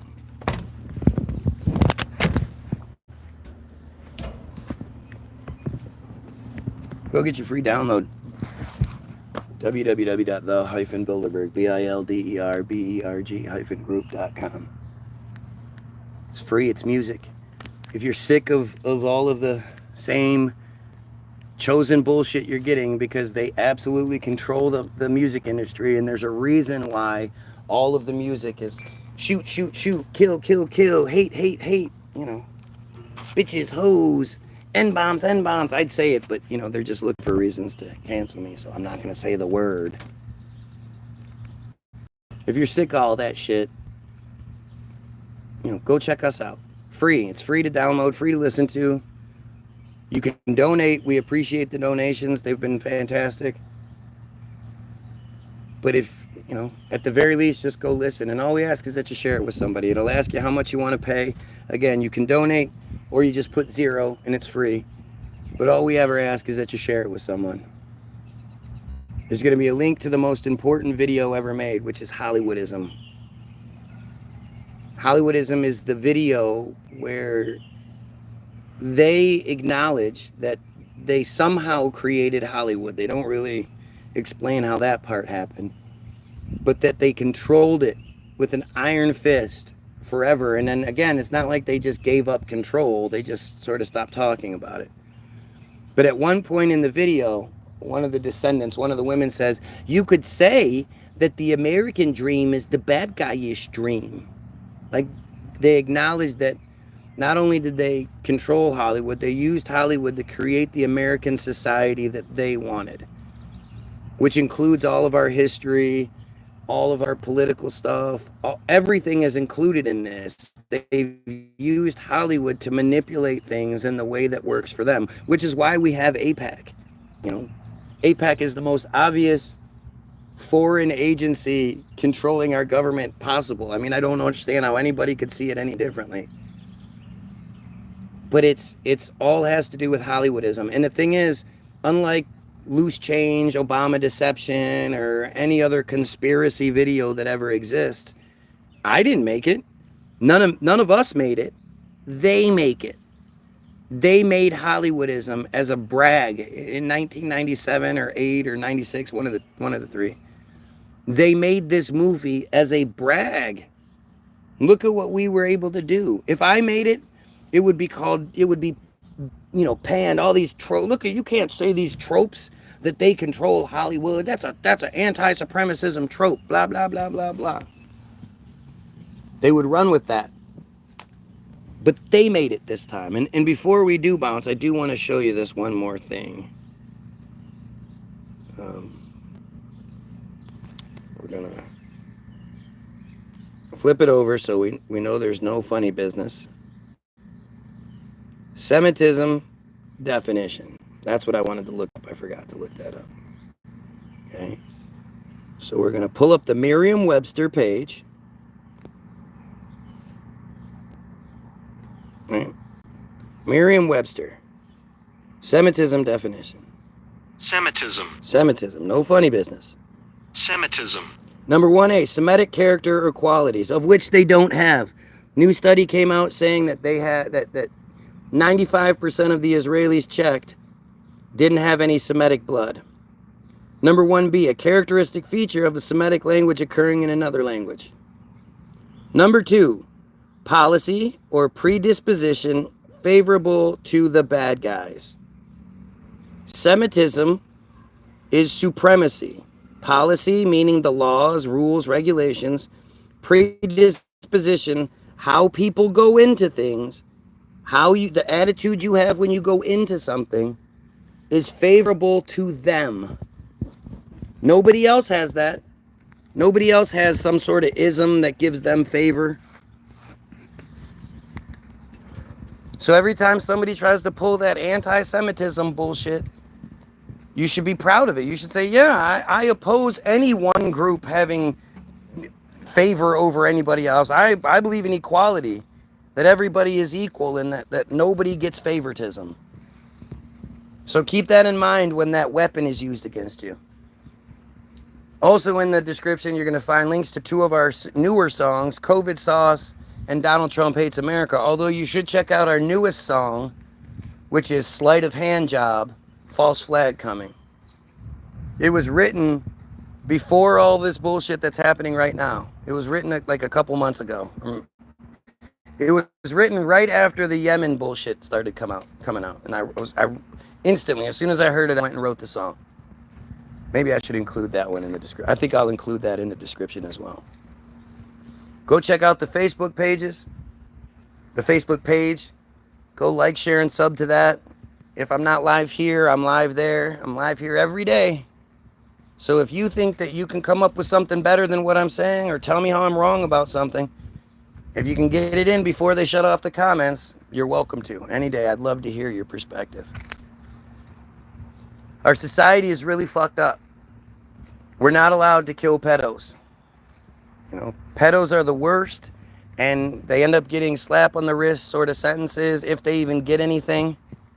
You know, it's why people like DAP, Dads Against Predators, just beat those fuckers up, which they should. But our society is just so broken when it comes to that shit. We're deporting people who speak out against bad guy land, but we're not killing pedos.